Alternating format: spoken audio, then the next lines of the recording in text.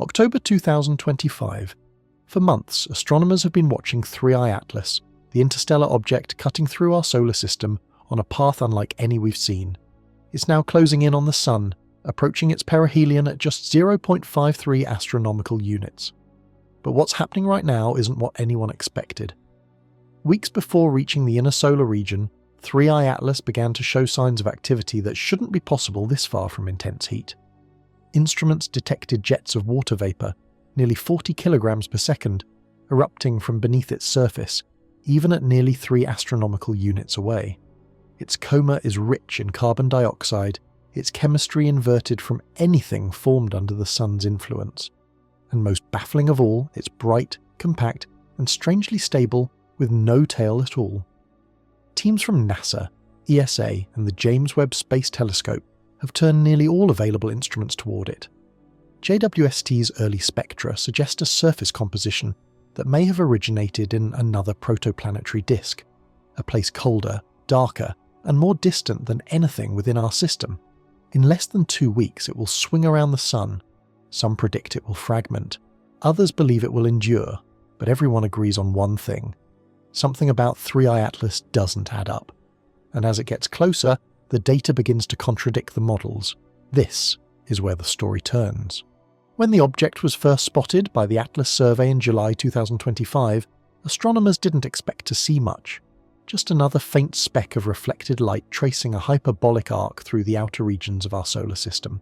But before long, it started doing something comets simply shouldn't do. It came alive too early. At nearly 6 astronomical units from the Sun, roughly the distance of Jupiter's orbit, 3I Atlas began releasing gas. Sensitive photometric measurements revealed a subtle but steady brightening, not from reflected sunlight, but from sublimation, material actively venting into space. That alone was enough to raise eyebrows. Most solar system comets remain inert until they pass 3 or 4 astronomical units, where solar heating is finally sufficient to free trapped ice. But 3I Atlas was different. The data came first from ground-based telescopes in Chile and Hawaii, and later from the Canada-France-Hawaii Telescope and Lowell Observatory, which confirmed a faint but undeniable coma, a shell of gas surrounding the nucleus. Subsequent measurements revealed the rate of water outgassing at nearly 40 kilograms per second, a figure that defied thermal models. At that distance, the Sun's energy should be far too weak to trigger such evaporation. So scientists started asking, what was heating it? Some proposed that internal energy, perhaps from trapped supervolatile ices like carbon monoxide or carbon dioxide, was driving the activity. Others speculated that the object's surface might contain exotic compounds capable of absorbing sunlight more efficiently, or that the outgassing came from internal fractures opened by thermal stress accumulated during interstellar travel. But the early onset of activity didn't just challenge physics, it redefined expectations. It suggested that this wasn't a typical comet entering sunlight after eons in darkness. It was an object carrying chemical memories from another world. Infrared observations added more intrigue. The surface temperature, inferred from thermal emissions, was far higher than predicted for its distance from the Sun. It wasn't uniformly heating. Instead, the data hinted at localized hotspots, regions where volatile material was escaping faster than elsewhere. Those jets, faint but measurable, showed directional preferences that implied a complex internal rotation. By late August, astronomers tracking it realized the pattern wasn't random. 3I Atlas appeared to be spinning, and the active regions were aligned with specific latitudes, possibly corresponding to its original axis before entering interstellar space. That suggested one thing: this object had a history, and that history didn't start here. The early awakening of 3I Atlas has since become one of its defining mysteries, a preview of deeper anomalies still to come. It was a sign that what drives it isn't the same solar chemistry that fuels comets born under our Sun. Instead, something far colder, older, and stranger seems to be buried within it. But if that's true, it raises a new question. What exactly is powering its activity now? That answer lies not in how much water it releases, but in what else it releases alongside it. And that's where scientists found their next shock.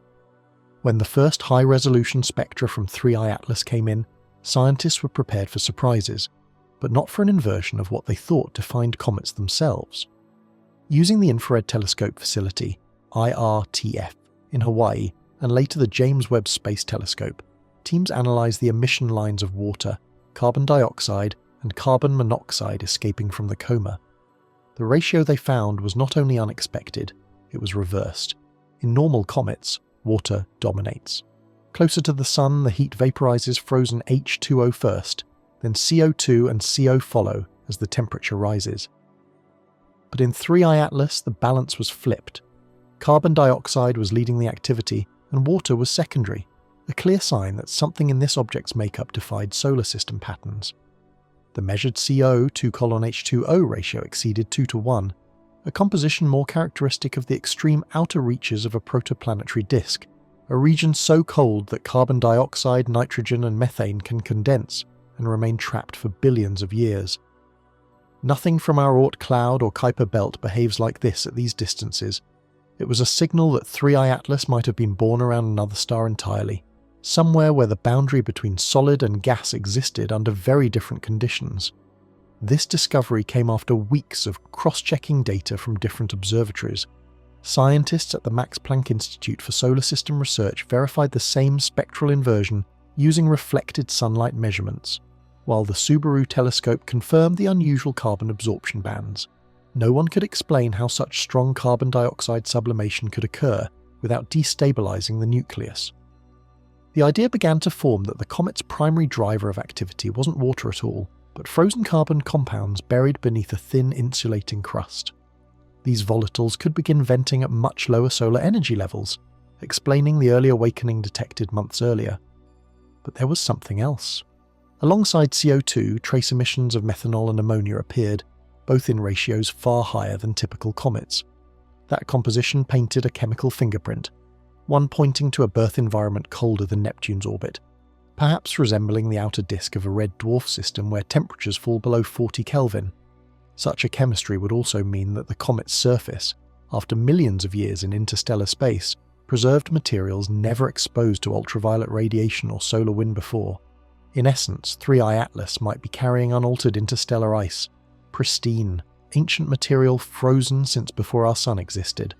If that's true, then the CO2-driven inversion isn't just a curiosity, it's a message from another planetary nursery.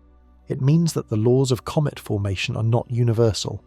Every star may produce its own version of comets, each built from different elemental priorities, reflecting the temperature and chemistry of their home systems. And yet, one more anomaly refused to fit. Even with these exotic volatiles driving its activity, the coma remained unusually compact.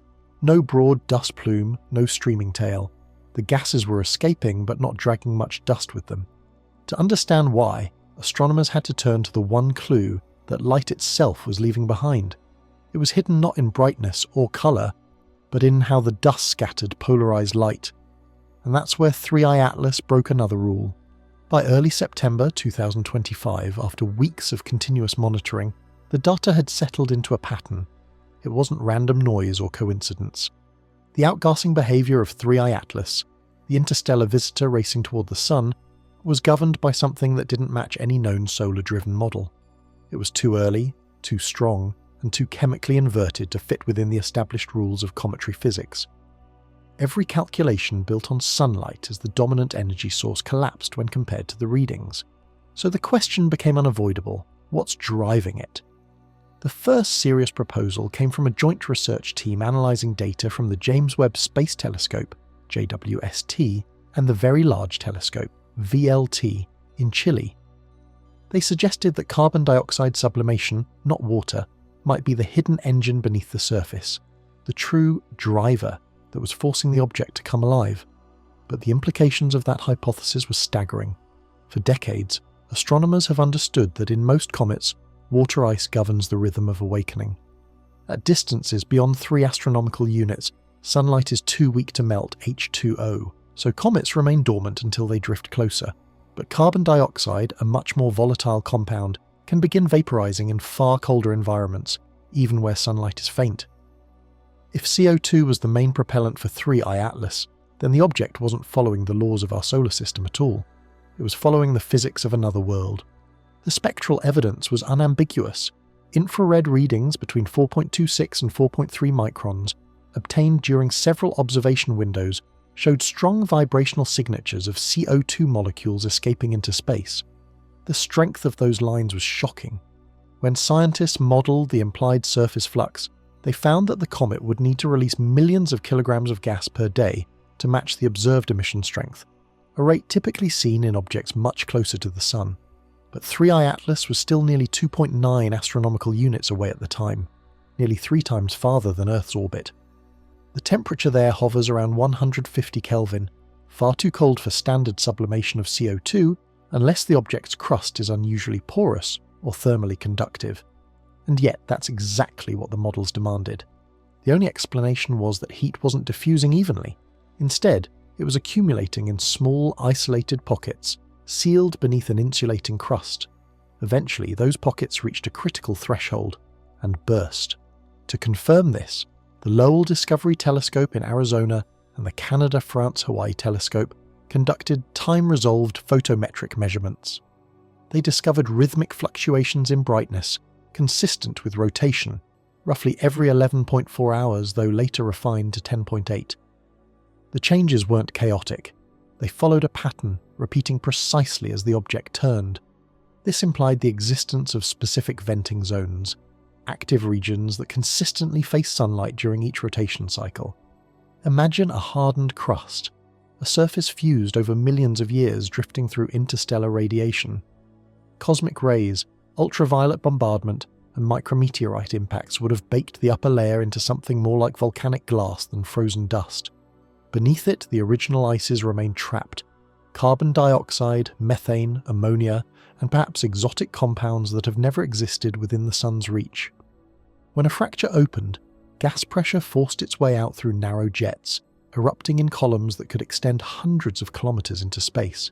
The result was a pattern of localized venting, not global sublimation.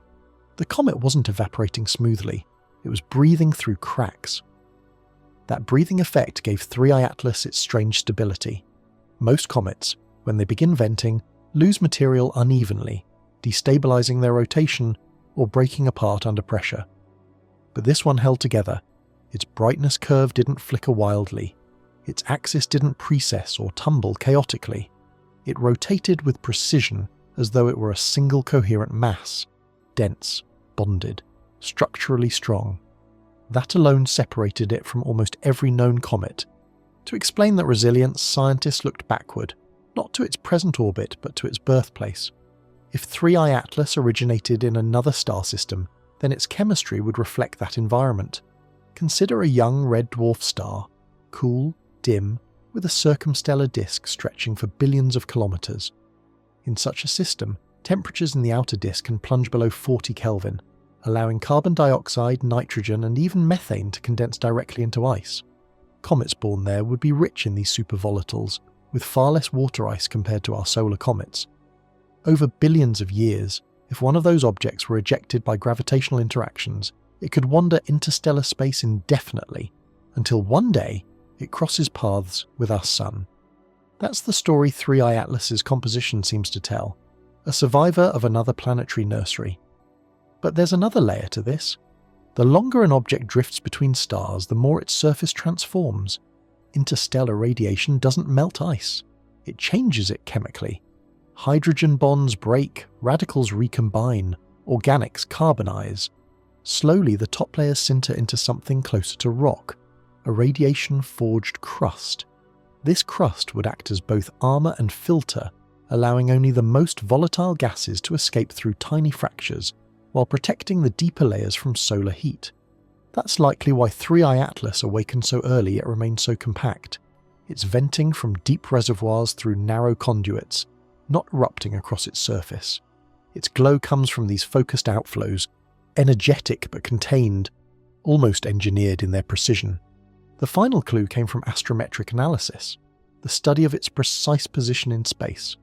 Observatories worldwide, including Pan-STARRS, Catalina Sky Survey, and ESA's Gaia mission, noticed something peculiar. 3I Atlas's trajectory didn't perfectly match gravitational predictions. Small deviations, minute accelerations on the order of 10 to the -7 meters per second squared, suggested an additional force acting on it. At first, that could be dismissed as gas jets creating thrust, a common effect in active comets. But the pattern didn't fit random venting. The acceleration seemed sustained and directional, aligned with the object's rotation axis. This implied that the gas emission wasn't chaotic. It was steady enough to nudge its orbit predictably. Such a phenomenon was famously debated in the case of Oumuamua, the first confirmed interstellar object, which exhibited unexplained acceleration without visible outgassing. But unlike Oumuamua, 3I Atlas is venting, heavily. The challenge now is understanding whether its thrust aligns with known physics or something new entirely. The equation suggests that the cumulative force of continuous CO2 emission, concentrated through a handful of vents, could indeed produce measurable acceleration, even if the total gas mass loss seems minor compared to its estimated mass of 30 to 40 billion tons. In other words, the data doesn't require an exotic explanation, but it doesn't exclude one either. Some researchers are exploring an even more radical idea, that internal chemical or structural processes, not just sublimation, could be releasing energy. Over time, radiation exposure might have built up trapped radicals or clathrate structures that store chemical potential energy. When heated, these materials could release bursts of gas and energy far beyond what sunlight alone can trigger. This self-reactive model, as it's being quietly discussed in conference circles, treats 3I Atlas less like a passive ice rock and more like a system, one capable of intermittent internally driven reactions. It's a hypothesis still lacking direct evidence, but it would explain why the outgassing appears cyclic and organised rather than random. If true, it would mean that interstellar objects can undergo chemical evolution even while drifting between stars, slowly developing layers of reactivity over eons, ready to awaken violently when reignited by a nearby star. By mid-September, this once quiet object had turned into one of the most studied interstellar visitors in human history. Astronomers around the world coordinated through the IAU's Interstellar Object Working Group, scheduling round-the-clock monitoring across JWST, Hubble, and more than 20 ground observatories. Every observation confirmed the same paradox: high CO2, flux inconsistent with distance; stable, repeating jet activity tied to rotation; non-gravitational acceleration aligned with its axis; and no sign of a typical dust tail. That combination breaks nearly every rule of cometary dynamics. If CO2 sublimation alone is responsible, then 3I Atlas is rewriting how we understand volatile transport in space. If it isn't, if there's an unknown process adding to the effect, then we may be witnessing the first real look at active interstellar chemistry, something no telescope has ever directly observed before. But the story doesn't end with the gases. The next layer of the mystery comes from what the gases carry: microscopic dust grains, the solid remnants of its birthplace. The way those particles interact with light reveals the composition, texture, and even the internal structure of the material escaping from the surface. And as scientists soon discovered, that dust doesn't behave like any other kind we've seen. It reflects light differently. It polarizes it differently. It tells a story written in wavelengths, a story that points to something far beyond chemistry. Because the dust of 3I Atlas doesn't just scatter sunlight, it distorts it. By mid-September, the focus of observation began to shift. Astronomers had already measured the water vapour, mapped the jets, and traced the subtle non-gravitational acceleration caused by carbon dioxide sublimation. Yet something about the object still resisted explanation. Its coma was bright but confined, its tail invisible, and its spectral lines strangely muted in the visible range. That absence of a classic tail was more than aesthetic. It was diagnostic. It meant that either the comet wasn't shedding dust the way others do, or that its dust wasn't behaving as dust should. The truth began to unfold through polarimetry, a field of astronomy that studies how light becomes polarized when it bounces off small particles. When sunlight scatters off a comet's dust, the vibration of that light is altered in subtle, measurable ways. Those shifts reveal the size, shape, and even composition of the particles. Every known comet in our solar system follows a familiar curve. Polarization increases with distance from the nucleus, peaks around 20 to 30 degrees of phase angle, and then tapers off. It's a pattern written into the physics of silicates, organics, and ice. But 3I Atlas refused to follow that curve. Using the European Southern Observatory's Force 2 instrument on the Very Large Telescope, researchers conducted high-precision polarimetric imaging across several nights. The results were astonishing. Instead of the smooth rise and fall expected from cometary dust, 3i Atlas produced a flat, nearly wavelength-independent polarization profile, a behaviour seen only in a handful of highly processed asteroidal surfaces. Even more puzzling was the degree of polarization itself, nearly 15% higher than typical comet values at similar phase angles. This level suggested particles that were not only smaller, but also more structured, perhaps porous aggregates with internal cavities, or even crystalline materials reflecting light anisotropically. At first, this led some teams to speculate that the coma was dominated not by fluffy dust, but by solid micrograins, compact, irregular fragments that scatter light differently from normal cometary debris. Yet when researchers modelled those grains in simulation, the numbers still didn't match. To reproduce the observed polarization, the grains would need refractive indices inconsistent with silicates or carbonaceous compounds. They would need to be something else entirely. The infrared spectrograph on JWST added another layer to the riddle. Its mid-infrared observations between 8 and 13 microns revealed weak or absent silicate emission bands, the very signatures that dominate spectra of normal comets. Those bands, produced by stretching vibrations in silicate minerals, are a hallmark of cosmic dust formation. Their absence meant one of two things. Either the silicates were coated with opaque organics that suppressed emission, or the dust simply didn't contain silicates at all. If true, that would place 3i Atlas in a class by itself. Every known comet, even those from the Oort cloud, contains some amount of silicate material, the microscopic grains inherited from the solar nebula. But an object formed around another star could carry a fundamentally different mineralogy, especially if its parent system lacked the same abundance of silicon or oxygen.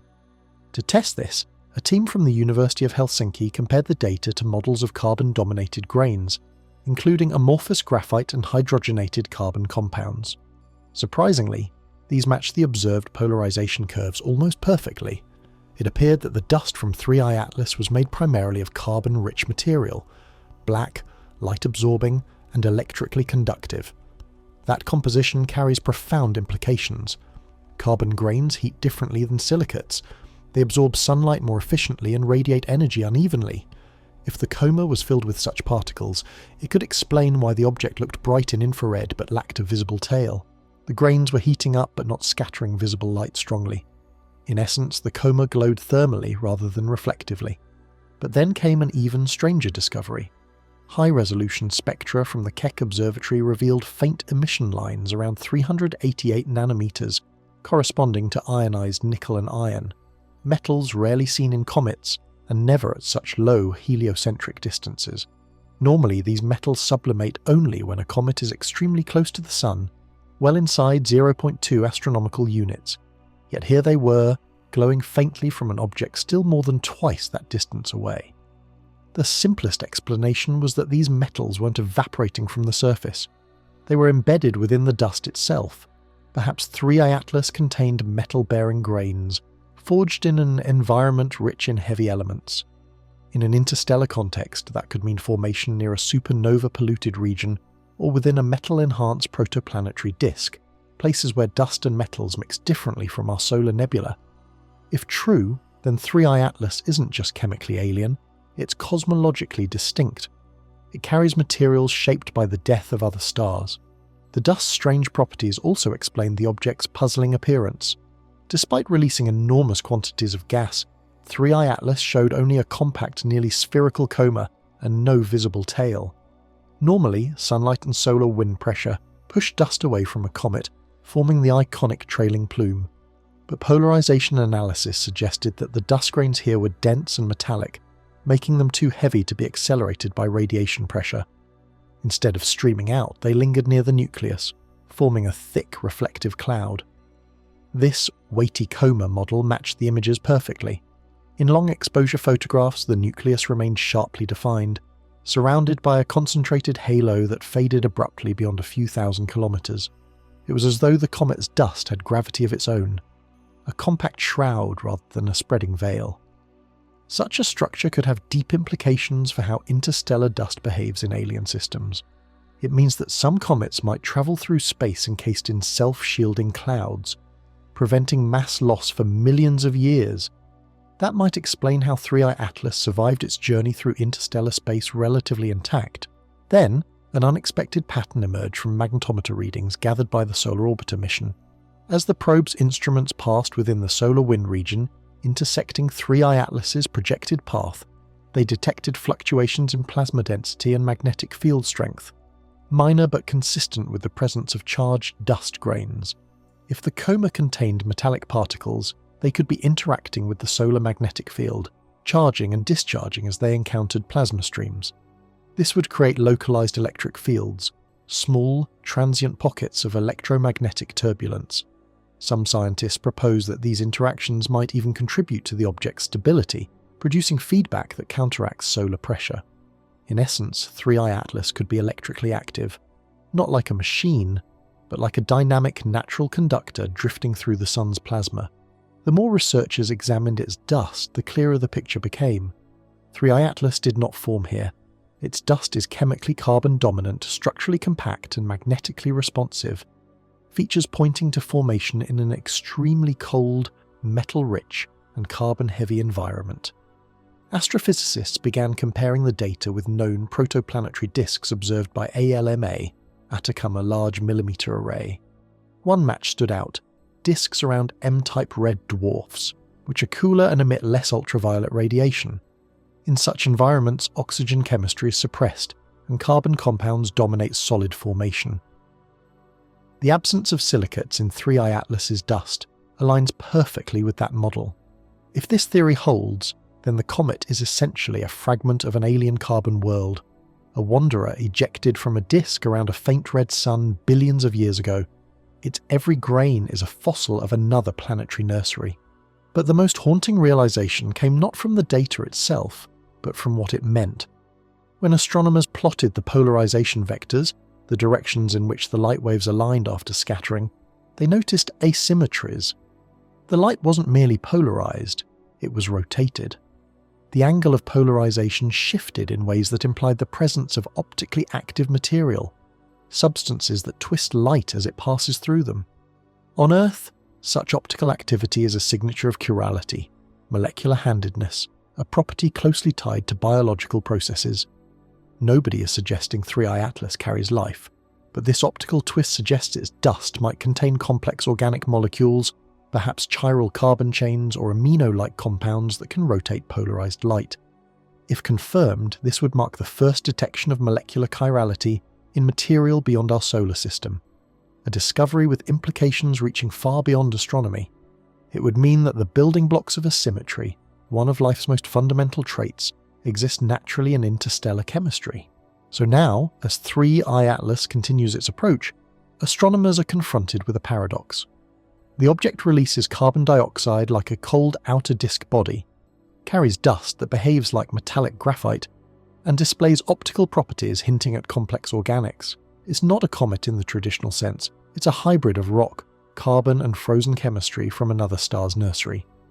Every telescope trained on it, JWST, Hubble, the VLT, and soon the JUICE spacecraft, is now trying to capture the moment when sunlight strikes its coma at full intensity near perihelion.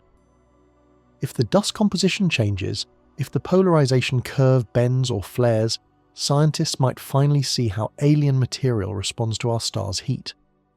But there's a quiet fear running beneath the excitement. If the coma collapses, if the dust vaporizes or ionizes too quickly, the data could vanish in hours, taking with it the only chance to understand this material before it disappears into the inner solar glare. For now, 3i Atlas remains steady, a glowing enigma wrapped in a carbon veil, reflecting light from another world yet distorted by its own chemistry.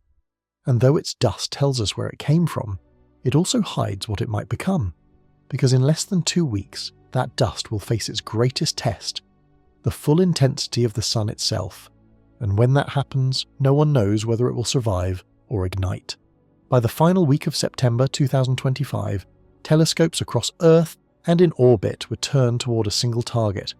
Astronomers expected that as 3i Atlas drew within 1 astronomical unit of the Sun, it would erupt into brilliance. The mathematics seemed straightforward: more sunlight, more heat, more outgassing, more dust. It should have grown a tail, long, radiant, unmistakable, a luminous scar across the inner solar system. But the photographs that came back from the Hubble Space Telescope were quietly devastating. The object had brightened, yes, but its glow was compact, almost spherical, and behind it there was nothing. No trail, no streamer, no whisper of light following its path. Just a tight halo that refused to stretch, as if the comet were gripping its own material and would not let go. At first, researchers thought the images might be an illusion of perspective. Perhaps Earth was aligned with the tail and looking straight down its length, the way one might look along a rifle barrel and see only the end. To test this, teams in both hemispheres compared angles. Observatories in Chile, Hawaii, the Canaries and Arizona took simultaneous exposures under different phase geometries. Yet the same conclusion emerged from every dataset. There was simply no tail to be seen from any direction. 3i Atlas was breaking the most visible rule of cometary behaviour. The numbers, meanwhile, made the mystery worse. Gas production rates were rising sharply, nearly 40 kilograms of water per second, and twice that in carbon dioxide. By all classical models, such outflow should have dragged vast quantities of dust into space, grains that would scatter sunlight and create the familiar glowing arc. But the coma remained narrow, confined within a few thousand kilometers of the nucleus. It looked less like a cloud expanding into vacuum and more like a shell of haze welded to the surface. The comet, it seemed, was active and motionless at the same time. Astronomers began to suspect that the answer lay not in how much material was leaving the comet, but in what kind of material it was. Earlier infrared and polarization data had already revealed that the grains escaping from 3i Atlas were denser and darker than those from any known comet, rich in carbon, laced with microscopic metals, more like powdered graphite than silicate frost. Radiation pressure, the gentle push of sunlight that drives a tail outward, acts efficiently only on light reflective particles. Heavy black grains absorb energy but refuse to move. They heat, they glow, but they do not sail away. It was possible that 3i Atlas was shedding dust continuously, yet building no tail because the dust simply stayed nearby, orbiting the nucleus like slow, glittering ash trapped in the pull of its own gravity. When this idea was modelled, the results were astonishingly consistent with what telescopes were seeing. The comet was surrounded by a dense inner halo, a shroud that brightened and dimmed over hours but never expanded far.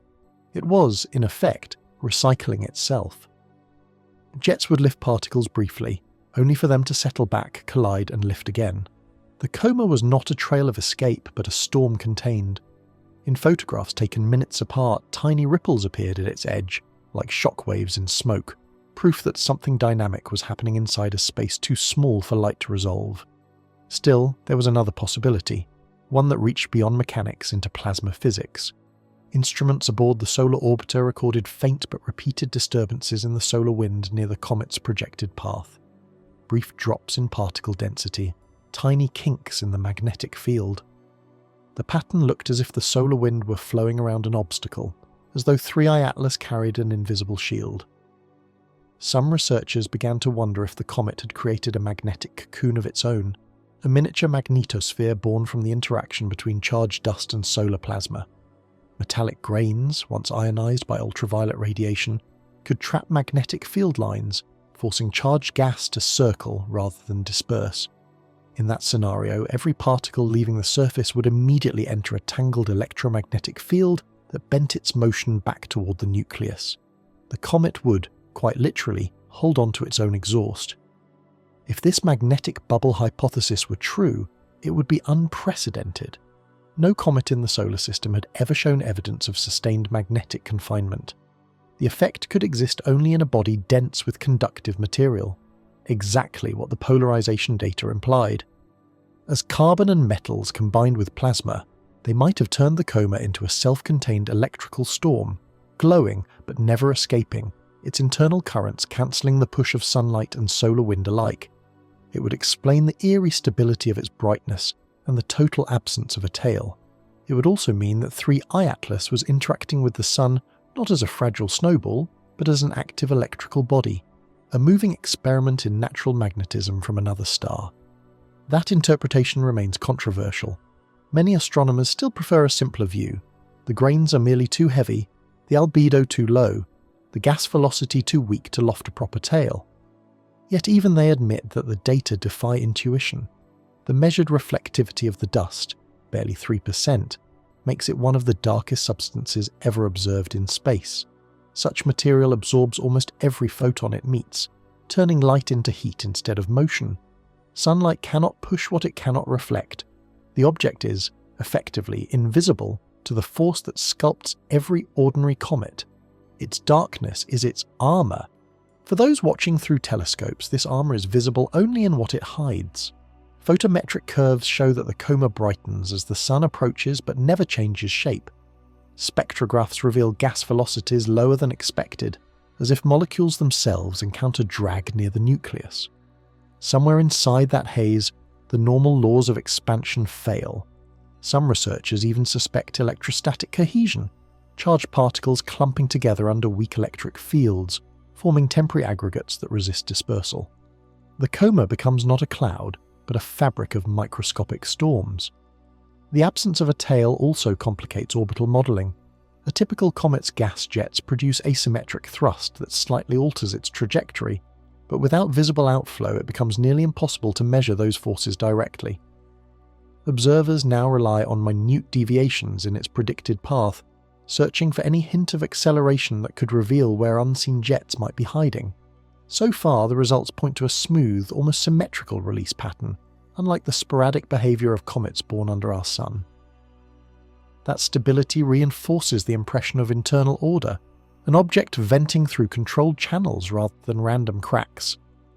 As September fades into October, the public fascination grows. For casual observers, 3i Atlas is little more than a faint point beyond the reach of small telescopes, but for scientists it has become a mirror reflecting the limits of cometary science itself. The absence of a tail forces everyone to ask what defines a comet. Is it the nucleus, the chemistry, the behaviour, or the appearance? If a body releases gas, exhibits jets, and yet never forms a tail, does it still fit the name? Or is it something entirely new, a transitional species between comet, asteroid, and interstellar fragment? Within research meetings, comparisons inevitably turn to Oumuamua, that first enigmatic visitor whose acceleration baffled astronomers in 2017. It too lacked a tail, leading to endless speculation about thin films, hydrogen ice, even artificial design. 3i Atlas now offers a living counterpart, a second data point that suggests tails may not be the universal consequence of heat and ice we once believed. Perhaps most interstellar bodies carry within them the capacity to contain their own reactions, to insulate their chemistry against the violence of nearby stars. If so, the cosmos may be filled with silent travellers that never betray their presence, with a visible trail. As the comet moves deeper toward the Sun, new worries arise. The equilibrium that has preserved its shape cannot last forever. Each passing day multiplies the energy falling across its surface. If the magnetic sheath collapses or the heavy grains begin to sublimate, the pressure inside the coma could rise catastrophically. Some simulations predict that a sudden break in the crust could release trapped gases in a single explosive event, ripping the nucleus apart in seconds. Others suggest the object will continue to resist, the dense material radiating heat outward like a furnace stone, surviving the encounter intact. Both possibilities carry significance. One would expose pristine interstellar material to direct observation, the other would demonstrate resilience unknown in any comet before. For now, 3i Atlas drifts in silence through the streaming light of the inner system, a solitary sphere wrapped in its own dusk. Instruments measure the rising temperature, the thickening gas, the way the solar wind bends faintly around it. And every night as new images arrive, they show the same thing. No tail, no plume, just the stubborn symmetry of an object that refuses to be dragged apart. It is as if the comet has chosen containment over spectacle, secrecy over display. In the end, that silence may speak louder than any outburst. A tail is a declaration, a comet's final confession of what it holds inside. 3i Atlas has chosen instead to keep it secret, to endure rather than unravel, to approach the Sun cloaked in its own shadow. And as it does, a realization settles over the scientific community. Sometimes, what a comet withholds is more revealing than what it shows. Because in the void where a tail should be, there lies the outline of a new kind of celestial body, one that obeys not the rules of our system, but the memory of another. And as October begins, and Mars drifts silently past in its orbit, that memory will be tested under a red world's reflection. In the thin light of early October, 3I Atlas reached the point where its path brushed the orbit of Mars. For weeks, astronomers had waited for this moment, not only because it offered a rare geometric alignment, but because the red planet itself had become a silent witness. Orbiters circling Mars, MAVEN, Mars Express and the Trace Gas Orbiter, had been instructed to watch. If 3I Atlas were to flare, fragment or release a fresh plume of volatiles, their instruments would see the reflection of it against the planet's dark horizon. Nothing like this had ever happened before. An interstellar object, cutting through the inner solar system, sweeping past another world that was already under human surveillance. When the data arrived, it was almost disappointing in its calm. The comet brightened slightly, then stabilized again. No violent outburst, no sudden expansion of the coma. In fact, its overall magnitude barely shifted during the entire crossing.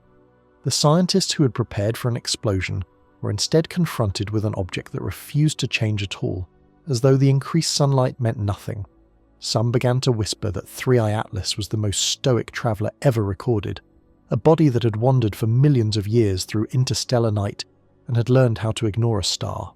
From Mars's orbit, the sunlight was about half as strong as at Earth's. Normally, that level of radiation is enough to wake every comet into a frenzy. Yet spectrographs on the MAVEN spacecraft showed the same composition ratios as before. CO2 still dominant, water subordinate, and faint traces of methanol holding steady. It was as if the comet had reached a thermal plateau, a self-regulating state where internal heat and radiative cooling balanced perfectly. No model of volatile sublimation could explain such equilibrium. To stay this stable, its interior would have to conduct heat in precise ways, channeling it to active zones without disturbing the rest. That suggested a complex internal structure, maybe stratified layers, or a crust that redirected energy rather than absorbing it. For the planetary scientists studying the event, this moment near Mars was critical.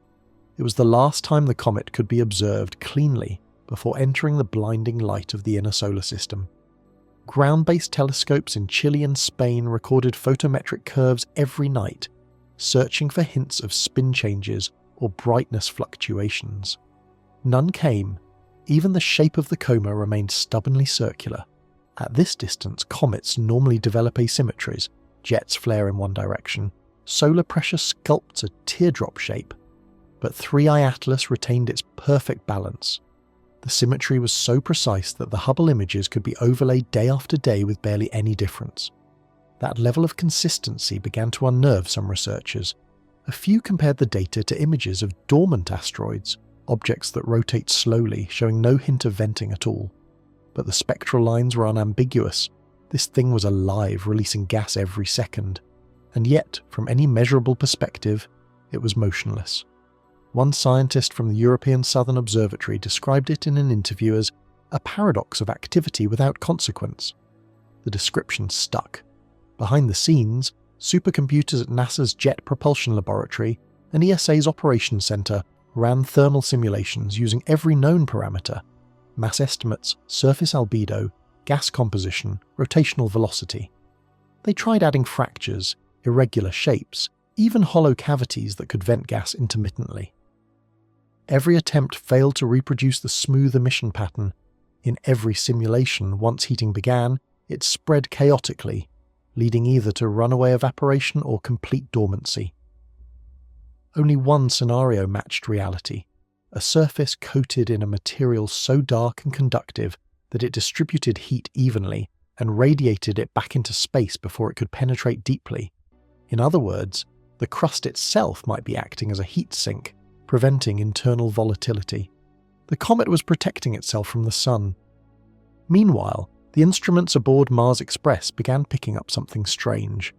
As 3I Atlas passed within 0.4 astronomical units of Mars, the spacecraft detected subtle shifts in the local solar wind flow, small disturbances in particle density that mirrored what Solar Orbiter had seen weeks earlier. The solar wind seemed to bend slightly, as though the comet were a magnetized obstacle. The readings were faint but consistent across multiple instruments. The team cross-checked them with MAVEN's magnetometer, and the signal repeated, a localized perturbation in plasma flow moving with the comet's trajectory. The implication was extraordinary. It meant that even from tens of millions of kilometers away, the presence of 3I Atlas could be felt as a ripple in the sun's wind.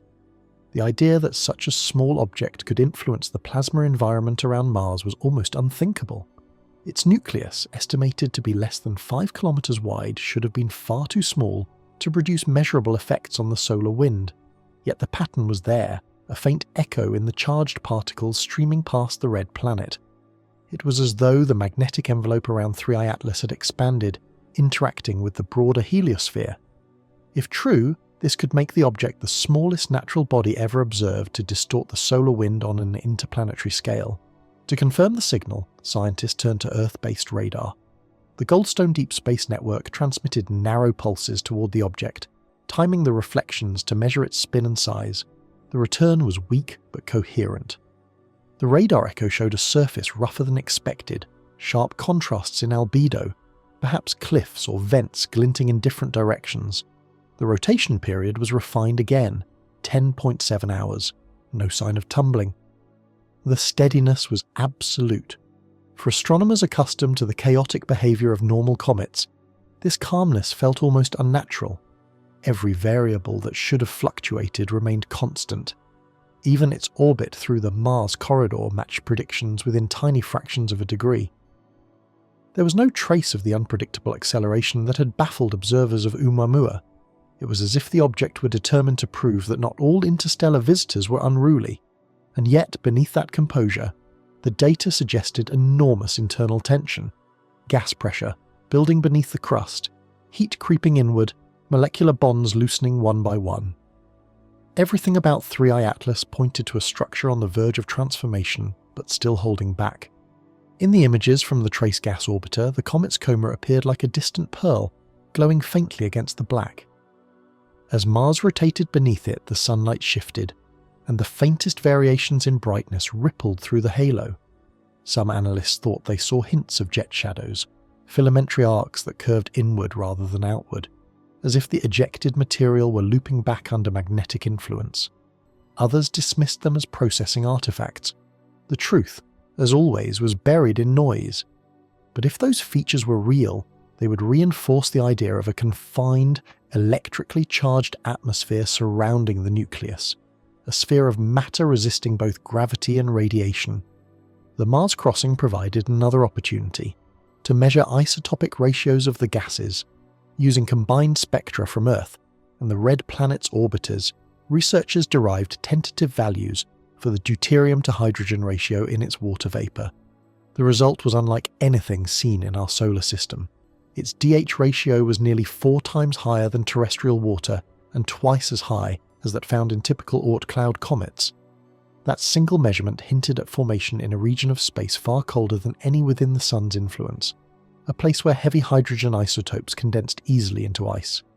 If correct, 3I Atlas was not only alien by chemistry, it was forged in a cosmic winter that our system never experienced.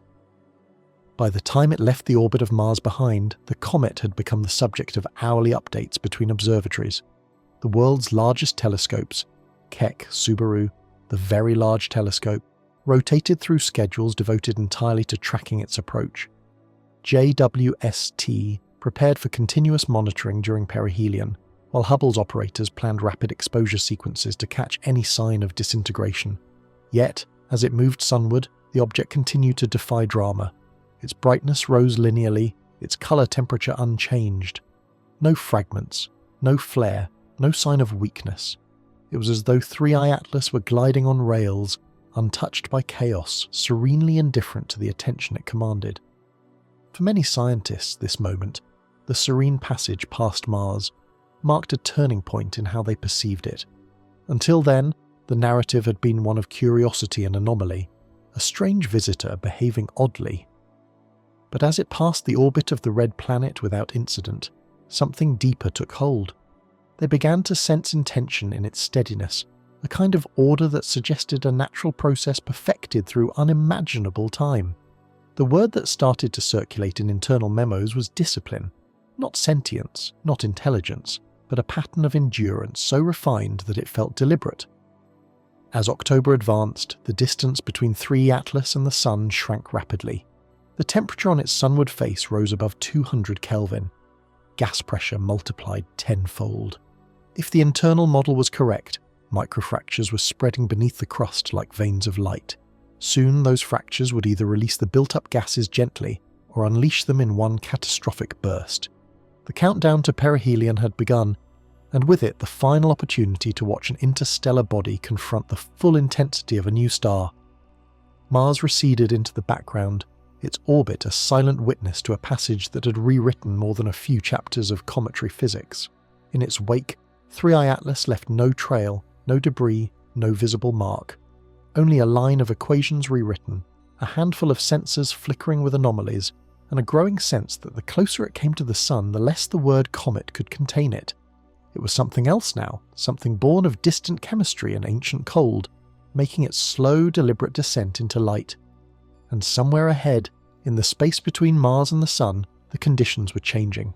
The solar wind was strengthening, the plasma environment thickening. The fragile balance that had protected 3I Atlas so far was about to be tested against forces no interstellar traveller could ignore. The crossing of Mars was over. The crossing into the unknown had just begun.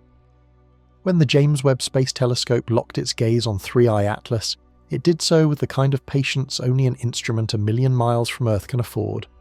From its stable perch at the second Lagrange point, JWST began a campaign that would last for weeks, capturing the light of an object no wider than a small city but carrying the weight of another world's history.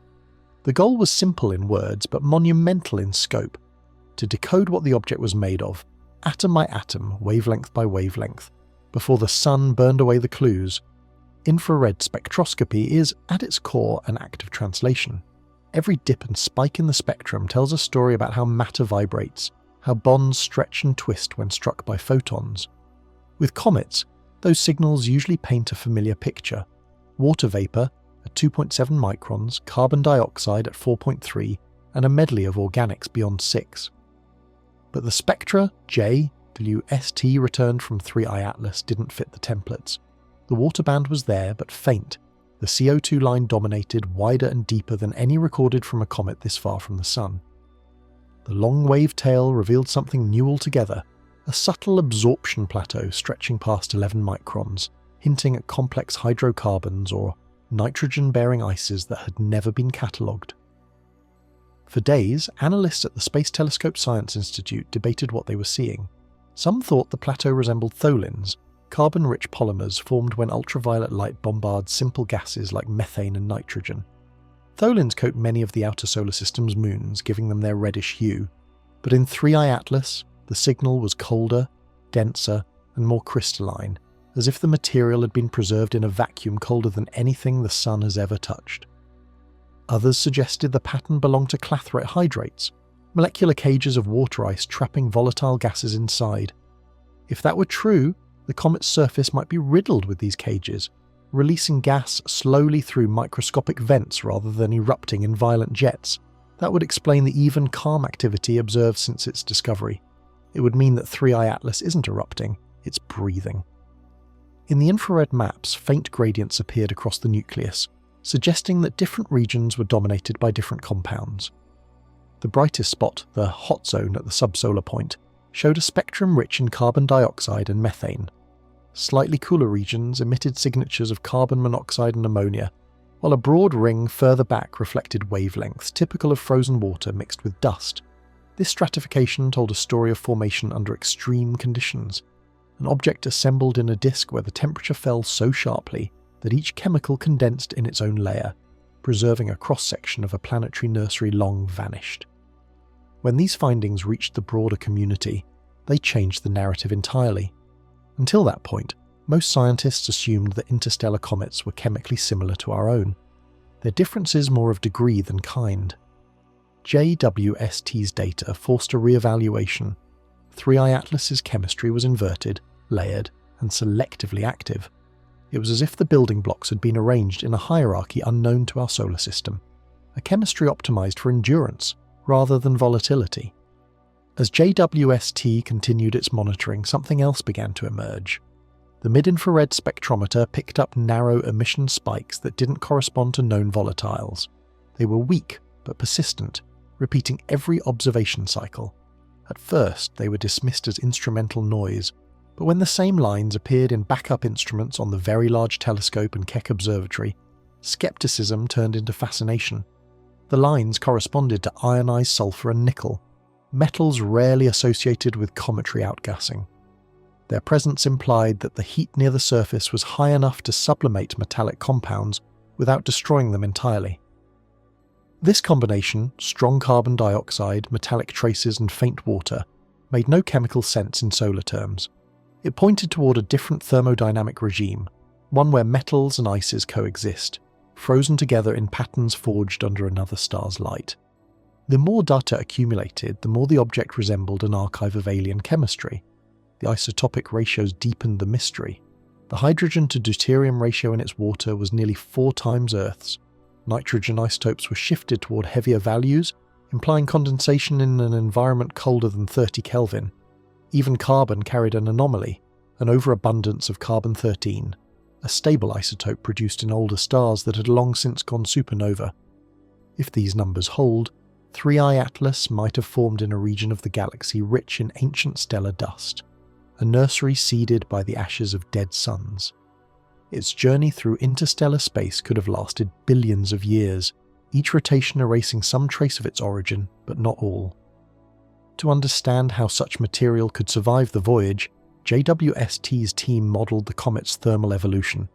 They discovered that the combination of dark carbon-heavy dust and volatile ices acted like a self-regulating system. As sunlight heated the surface, the carbon crust absorbed and re-radiated the energy efficiently, while gas pockets beneath it vented just enough to relieve pressure. The process was slow, balanced, almost engineered in its precision. If comets are the fossils of planetary birth, then 3I Atlas was a fossil that had somehow learned how not to decay. The data from JWST coincided with optical monitoring from ground-based observatories, and together they painted a picture that was both eerie and beautiful. The object's brightness remained steady, but within that steadiness lay subtle pulses, faint periodic fluctuations every 10 hours, matching its rotation. Each pulse corresponded to a shift in spectral intensity, carbon dioxide rising slightly, water fading, then reversing in the next cycle.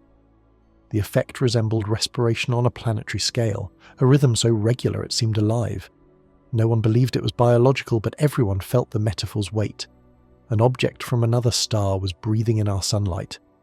As the comet closed in on the sun, JWST's instruments began to strain against their limits. The brightness threatened to saturate detectors, and the telescope had to reduce exposure times. Even so, the scientists pushed for every last photon before the geometry of its orbit would place it too close to the sun for observation.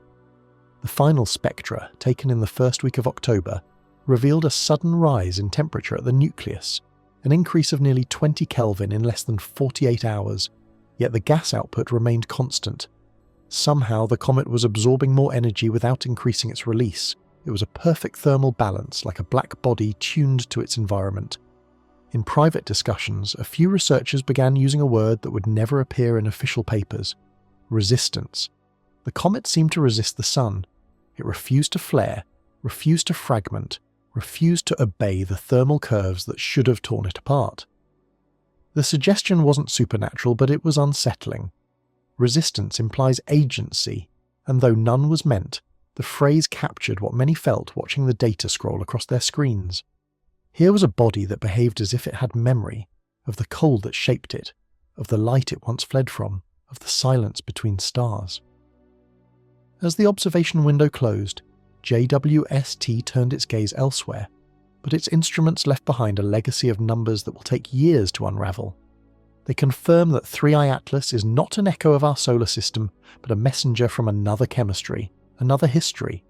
Its carbon chains are longer, its metals more abundant, its isotopes older. It is a relic of a place where the building blocks of matter assembled differently, where the boundary between rock and ice blurred into something new. And as it continues its approach toward the sun, that alien matter is about to face conditions it has never known, a confrontation between the cold logic of another world and the heat of ours. From here on, everything changes. The instruments waiting in Earth's shadow, Hubble, Solar Orbiter, JUICE, even ground telescopes buried under human atmosphere, are preparing to capture the last act. The moment when the interstellar chemistry of 3I Atlas meets the physics of the Sun. No one knows if it will endure or disintegrate, if its crust will collapse or if its gases will ignite into a flare visible across the system.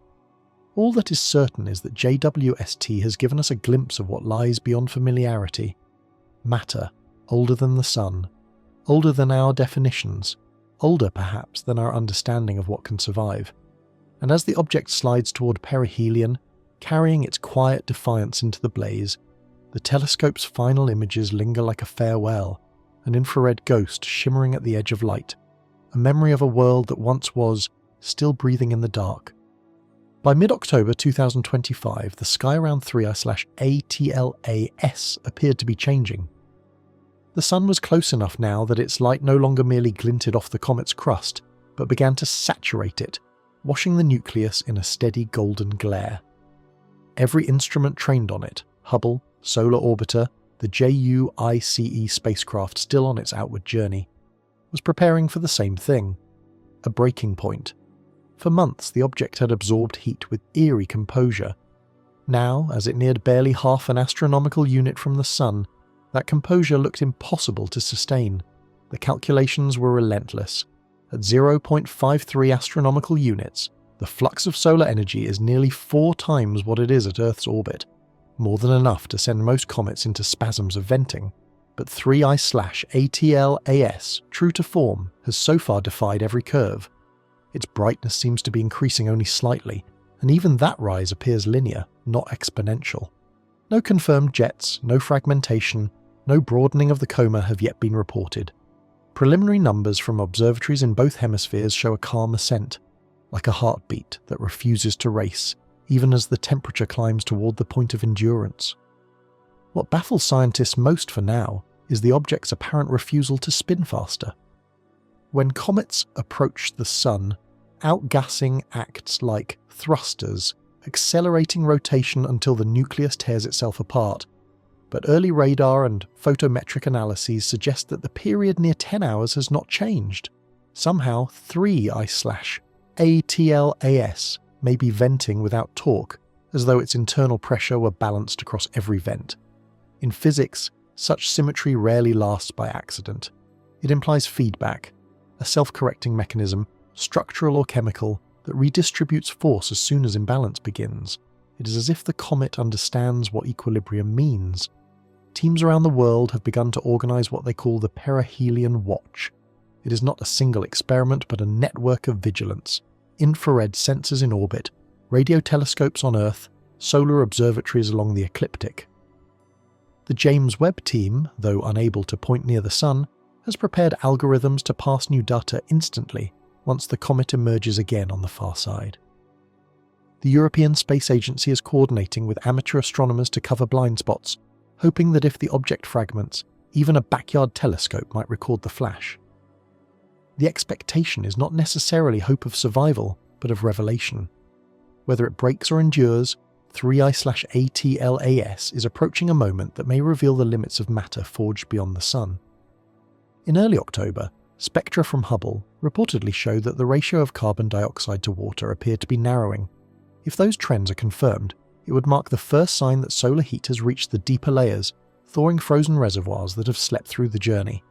Such a shift would mean that, for the first time, solar physics, not interstellar chemistry, is beginning to take command. The alien may soon yield to the familiar, yet even this potential change shows little drama. The venting seems to be increasing gradually, not explosively. The coma may be expanding by a few thousand kilometers, brightening gently like fog under dawn. Instruments on Solar Orbiter have reported a faint rise in ion density nearby, but no violent flare, no sudden ejection of material. It is almost graceful, the way a frozen lake melts, not cracking all at once, but sighing into water molecule by molecule. Inside control rooms, the mood oscillates between exhaustion and disbelief. Researchers have spent months preparing for chaos. Emergency observation slots, contingency protocols for fragment tracking, automated pipelines to detect new bodies. Instead, They are watching stillness. "It's the quiet that's hard to believe," one engineer wrote in a nightly report. "We keep expecting noise, but it just hums." The hum may even be literal. Instruments aboard Parker Solar Probe, passing through a region of solar wind the comet will soon traverse, recorded a narrow band oscillation, tiny fluctuations in magnetic field frequency that coincide with the comet's estimated rotation rate. The signal persisted for hours. No one can yet prove it came from 3I/ATLAS, but the coincidence is unsettling.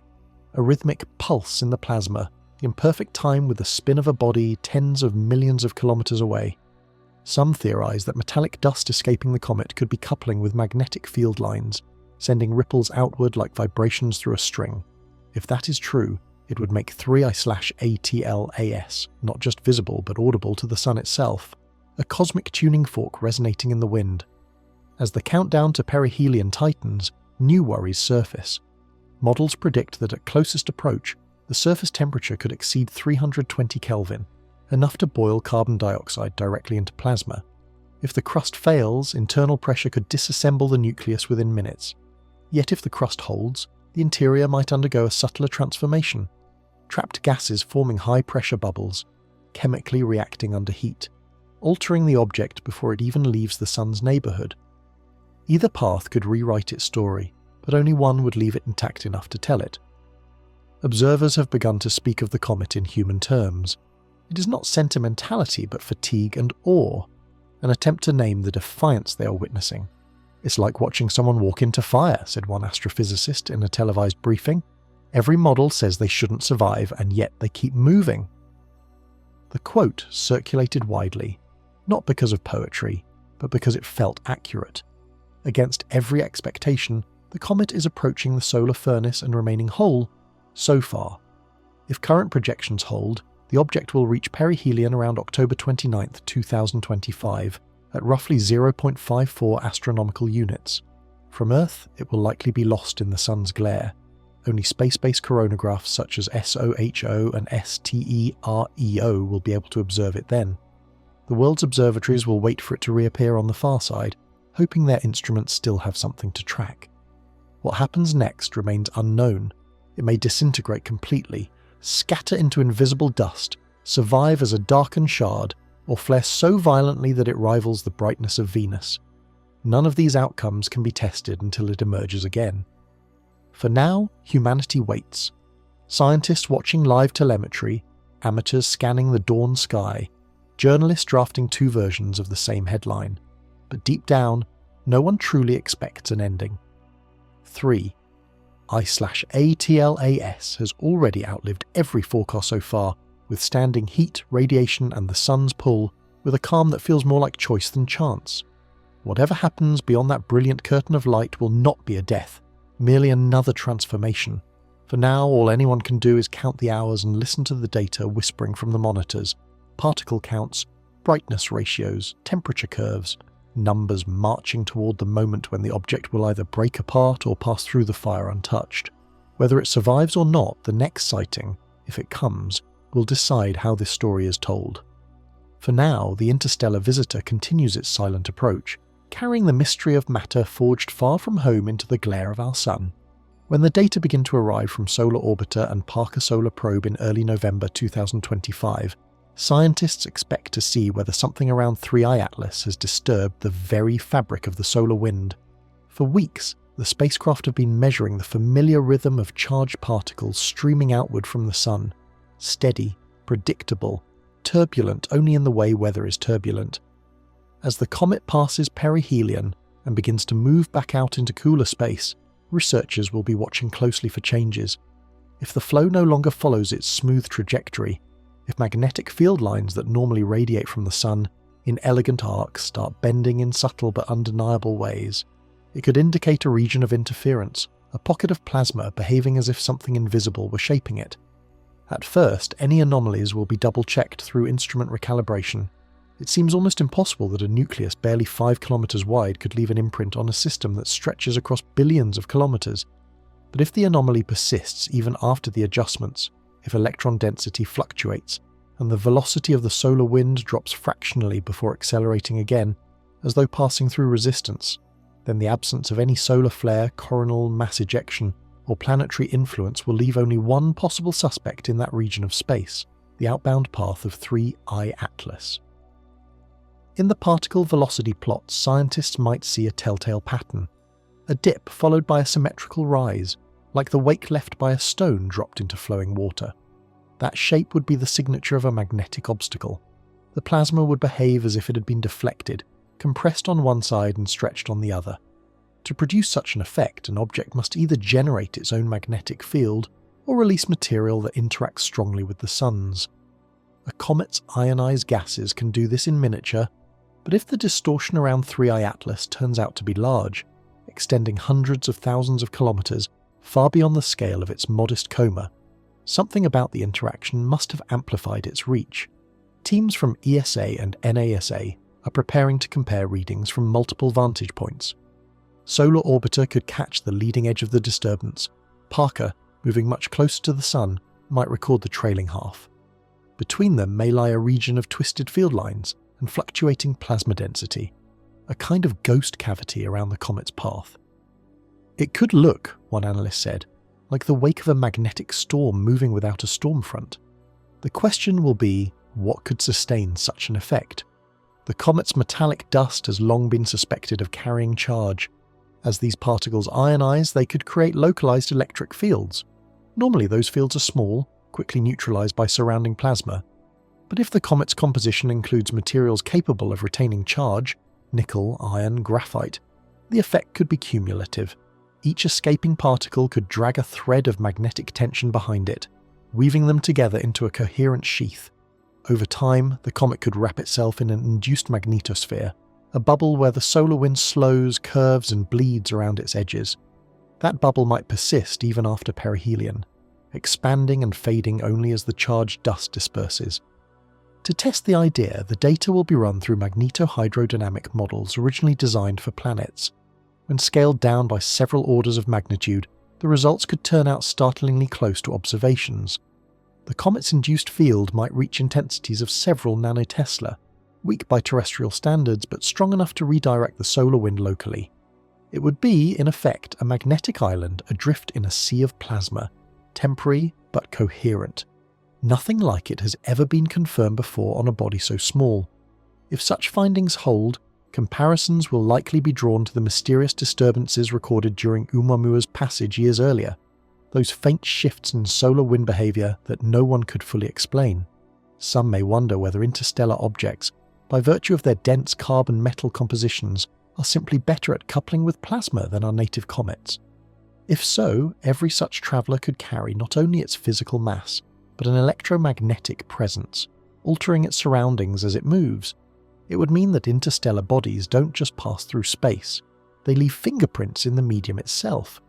Meanwhile, future data from Hubble may show the optical counterpart of this invisible event. The comet's coma could take on a faint asymmetry, brighter on the side facing away from the Sun, dimmer on the approach. Normally solar wind compresses a coma on its sunward side and elongates it into a tail. Here, the opposite might appear to be happening. Light polarization maps could confirm it, the dust concentrating where the solar wind should have been clearing it. If so, the conclusion would be inescapable. The plasma is not pushing the dust away but curling around it, guided by the same magnetic sheath that bends the solar wind. 3I Atlas would literally be bending the light of the Sun through magnetized dust, its presence recorded not as a tail but as a halo of refracted glow. For scientists who have spent their careers studying the elegant predictability of solar physics, even the possibility is deeply unsettling. It suggests that the Sun's influence may not be absolute, that a visitor from beyond could momentarily manipulate the behavior of its wind. Theoretical papers already in draft form discuss micromagnetospheric interaction and plasma entrainment boundary, but in early analyses the language is simpler. Engineers monitoring the probe simply call it the bend. It is, they say, as if the comet has taught the solar wind to flow differently. Over the following days, if the models are right, the bend may move outward with the comet, shrinking gradually as the solar wind reasserts itself. Parker's instruments would then record the plasma returning to normal densities, the kink smoothing out. When such data are superimposed onto orbital maps, the disturbance might line up precisely with the comet's trajectory, trailing behind it like a long invisible ribbon. Should it last even 72 hours, that would be an eternity in solar physics, and if the decay follows an exponential curve, it could mean the field is discharging rather than simply fading. Theories are already multiplying. Some suggest that the heavy metallic particles act as tiny inductors, storing magnetic energy and releasing it slowly. Others argue that resonance with the comet's rotation could amplify the effect, each spin pumping more energy into the surrounding plasma. Whatever the cause, the result, if confirmed, would be the same. For a brief span of time, the sun's own wind may have been sculpted by a body from another star. Public awareness will come in fragments, press releases, cautious interviews, phrases like unusual plasma response. The full significance will take longer to sink in. If a small object can create measurable distortions in the heliosphere, then the physics of space weather, of shielding, even of interstellar communication may need revisiting. The environment between stars might not be passive. It could be tuned and shaped by matter that remembers a different magnetic ancestry. By the end of November, 3I Atlas is expected to cross beyond 0.8 astronomical units, fading from easy observation. The plasma disturbance, if real, should subside, the solar wind flowing again as if nothing had happened. Yet in the archives of 2 spacecraft and a dozen observatories may lie proof that, for a brief moment, something small and ancient bent the breath of the sun. No one can yet say whether the effect, if verified, will prove deliberate in any sense or merely the byproduct of exotic composition. But the image it suggests of an interstellar object quietly warping the heliosphere as it passes will likely stay with those who witness it. A meeting between the sun's living plasma and a traveller carrying within it the magnetism of other stars, an old conversation resumed after eons of silence. And as 3I Atlas continues outward, dimming into the glare of interplanetary dust, the solar wind may flow behind it just a little differently for a while, smoother, slower, as though still remembering the shape that has passed through it. By December 2025, 3I Atlas is expected to be moving away from the sun, faint now, half shrouded in the diffuse glow of the inner system's dust. Yet its retreat may not feel like an ending. The object will have left behind too many potential signatures, chemical, magnetic, gravitational, to fade quietly into the background of space. It may change the way scientists think about what a comet can be, and in its silence it poses a question no one has yet answered. What kind of body behaves like a comet, moves like an asteroid, and bends the solar wind like a magnetic field? The orbital data are beginning to come in. For months, the Minor Planet Center has been tracking every measurable point of 3I Atlas's trajectory. Before perihelion, it was clear that its orbit was hyperbolic, a one-time visitor passing through the solar system and never returning. But once post-perihelion data are analysed, something unexpected may appear. If the velocity shift measured after perihelion turns out slightly lower than predicted, the object will still be escaping, but its excess speed, the measure of how far beyond the sun's gravity it can travel, could be diminished. A small difference, barely a few meters per second, yet enough to raise questions. Gas jets could cause such changes, but if the pattern doesn't fit any known outgassing model, some scientists may speculate that plasma interactions near the sun acted like a drag, that the same magnetic bubble which bent the solar wind also absorbed some of the comet's momentum.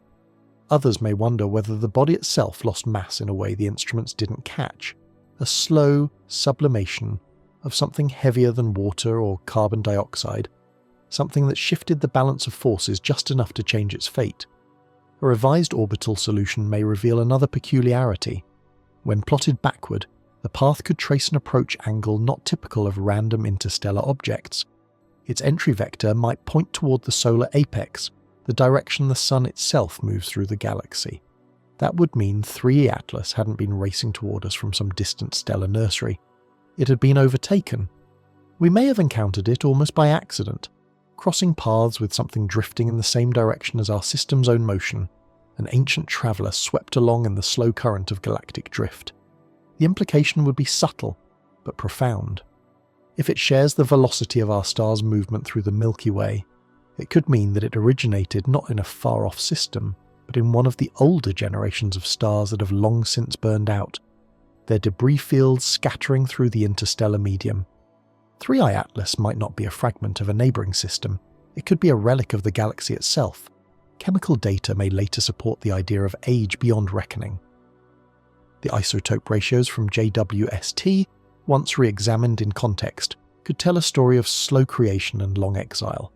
An excess of carbon-13, heavy nitrogen, and elevated deuterium would point to synthesis in the remnants of supernovae, followed by billions of years in cold, low-density space. The object would then predate the solar system, older even than the dust that formed Earth. In that sense, it would not be visiting our system at all. We would have drifted into its path, momentarily touching something born in another epoch of the galaxy. That distinction matters because it changes how we see interstellar bodies. Until recently, they were thought to be flotsam, accidents ejected from young systems during planetary formation. But 3I Atlas may behave not like debris but like an artifact of endurance. Its chemistry, structure, and magnetic behaviour all appear to suggest that it evolved through the interstellar medium, shaped by radiation, altered by collisions with cosmic rays, perhaps even acquiring its dark carbon metal crust as a kind of cosmic armour. Its identity may not be that of an orphan world but of a survivor. In December's cooling skies, astronomers will turn their instruments outward again to watch its fading light. The coma may almost vanish. The nucleus may glint faintly, dimmer each week. Yet even at that distance, there could be flickers, tiny periodic brightening events synchronized with its rotation. It might still vent, just barely, releasing small jets of CO2 as if the memory of the sun lingered beneath its crust. Each cycle could release gas for a few hours, then fall silent again. It would not be enough to change its course, but it would be enough to show that the comet remains active in its own way. That pattern would give scientists one last gift: precise timing. By measuring how the brightness pulses, they could track the rotation to within seconds. If so, there may be no drift, no spin-up, no loss of rhythm. Whatever 3I Atlas endures near the Sun, it might emerge unshaken. The idea that the object could possess structural cohesion stronger than any known comet is becoming harder to dismiss. Comets from our solar system are fragile, porous agglomerates that crumble under their own venting. 3I Atlas, by contrast, appears to behave like something forged rather than assembled. The radar echoes expected from Goldstone may hint at dense material near the core, possibly metallic inclusions or rock fused by radiation. Its density estimate could rise from about 0.6 to nearly 1.8 grams per cubic centimetre, approaching that of solid rock. The image forming is that of a hybrid, an icy mantle wrapped around a metallic heart, a configuration rare if not impossible in solar-born comets. It is as though the object were once part of a larger body, a planetesimal from a system that cooled differently, where metals and ices mingled under pressures our young sun never knew. The more researchers study it, the less it fits any category. It isn't a comet in the traditional sense. Its chemistry seems too exotic, its resilience too great. It isn't an asteroid either. Its activity betrays volatile layers. And yet, it isn't just a rock carrying foreign ices. It could be an entire microcosm of another system's laws. The boundary between what we call natural and constructed begins to blur. If nature elsewhere operates under the same physics but with different starting materials, could it create structures that look engineered to us simply because we've never seen their like before? That question, once confined to speculation, is now quietly entering research discussions. A few scientists are beginning to wonder aloud whether some interstellar matter might organize itself through processes we barely understand: magnetic self-assembly, electrostatic layering, radiation-induced crystallization. None of this implies intent, only the possibility that complexity can arise anywhere given enough time. Beyond the technical papers and conferences, a quieter current of reflection spreads. Observers following 3I Atlas from its discovery speak of a kind of reverence. They have watched it awaken far from the sun, survive its approach, possibly bend the solar wind, and glide away again. It shows that the universe does not always conform to the neat divisions humans make between categories. It moves like a comet but endures like a world, silent, self-contained, unhurried by our expectations. Its very indifference becomes a kind of lesson. Back on Earth, under December's long nights, the data will keep streaming in. The last clear images may show the comet as a dim ember moving beyond the orbit of Earth, heading toward the outer darkness. Around it, the solar wind will likely flow normally again, as if the brief conversation between star and traveller had ended. Yet in those frames, faint polarimetric halos could linger, a whisper of the magnetized dust that once surrounded it, fading slowly into nothing. At the end of the analysis cycle, when the raw numbers are plotted into their final orbit, the report might carry a note in the margin. Object remains hyperbolic, origin unknown. Possibly ejected from a galactic population of primordial interstellar remnants. It will be a dry sentence, bureaucratic and precise, but behind it will lie the weight of an encounter with something that transcends time and distance. For once, astronomy will not just have measured a phenomenon, it will have met it.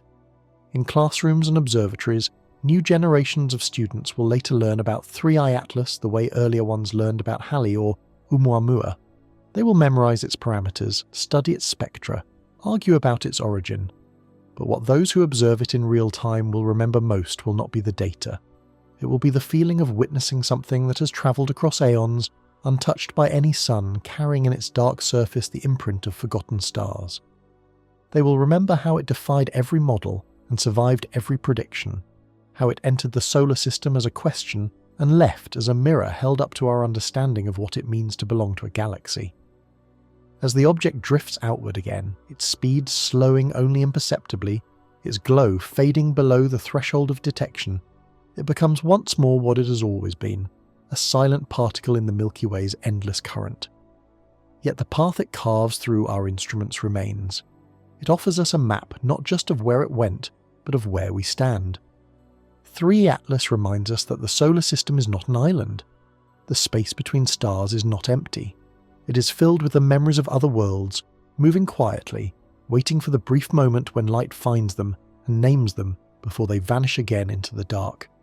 And somewhere out there, far beyond Mars and Earth, the traveller keeps going, turning slowly in the frozen wind, its crust still holding the light of our sun like an echo it may carry for the next million years. As winter settles over the northern hemisphere, 3i Atlas is already beginning to fade beyond the reach of most telescopes. The observatories that have followed it from its first whisper of light in July now point at emptier skies, waiting for the next anomaly. Yet in the quiet of their data archives, a potential contradiction is starting to take shape, something no one had noticed in the glare of perihelion, when all attention was fixed on survival. The deeper the analysis goes, the clearer it becomes that the object's behaviour and its substance may not belong to the same world. It seems made of one thing, but acts like another. The comet that refused to die now refuses to make sense. At first glance, the numbers appear straightforward. Its outgassing ratios have been measured, its brightness variations mapped, its density estimated from the radar echoes that arrived in late November. Nothing seems missing. And yet, when these separate truths are placed side by side, they begin to contradict one another. A body this dense, nearly 2 grams per cubic centimetre, should have absorbed and retained heat far more quickly than it appears to have done. The materials implied by that density, mostly carbonaceous rock and metallic inclusions, should have cracked or melted under solar heating long before perihelion. Conversely, if its surface truly is a thick layer of volatiles and organics, its mass should be too low to generate the gravitational coherence hinted at by radar. It cannot be both fragile and strong, volatile and refractory, porous and compact, and yet that is exactly what the data seem to describe. The phrase composition paradox first appeared in an internal note written by a researcher at the Max Planck Institute.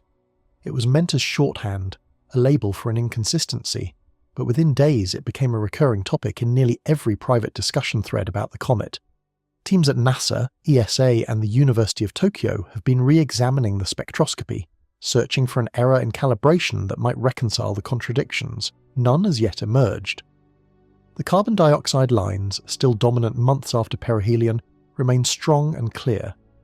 The weaker water bands hint at an ice crust below, yet the thermal inertia derived from its rotation and temperature curves suggests a surface as hard as basalt.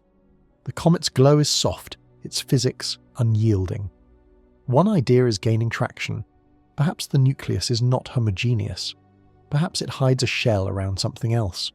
If an inner core of metal or silicate exists, wrapped in a layer of interstellar ice, then heat from the sun might vaporize the outer material while leaving the interior intact. The internal mass would account for its apparent stability, while the volatile skin would explain the gas jets and coma. But that only deepens the mystery.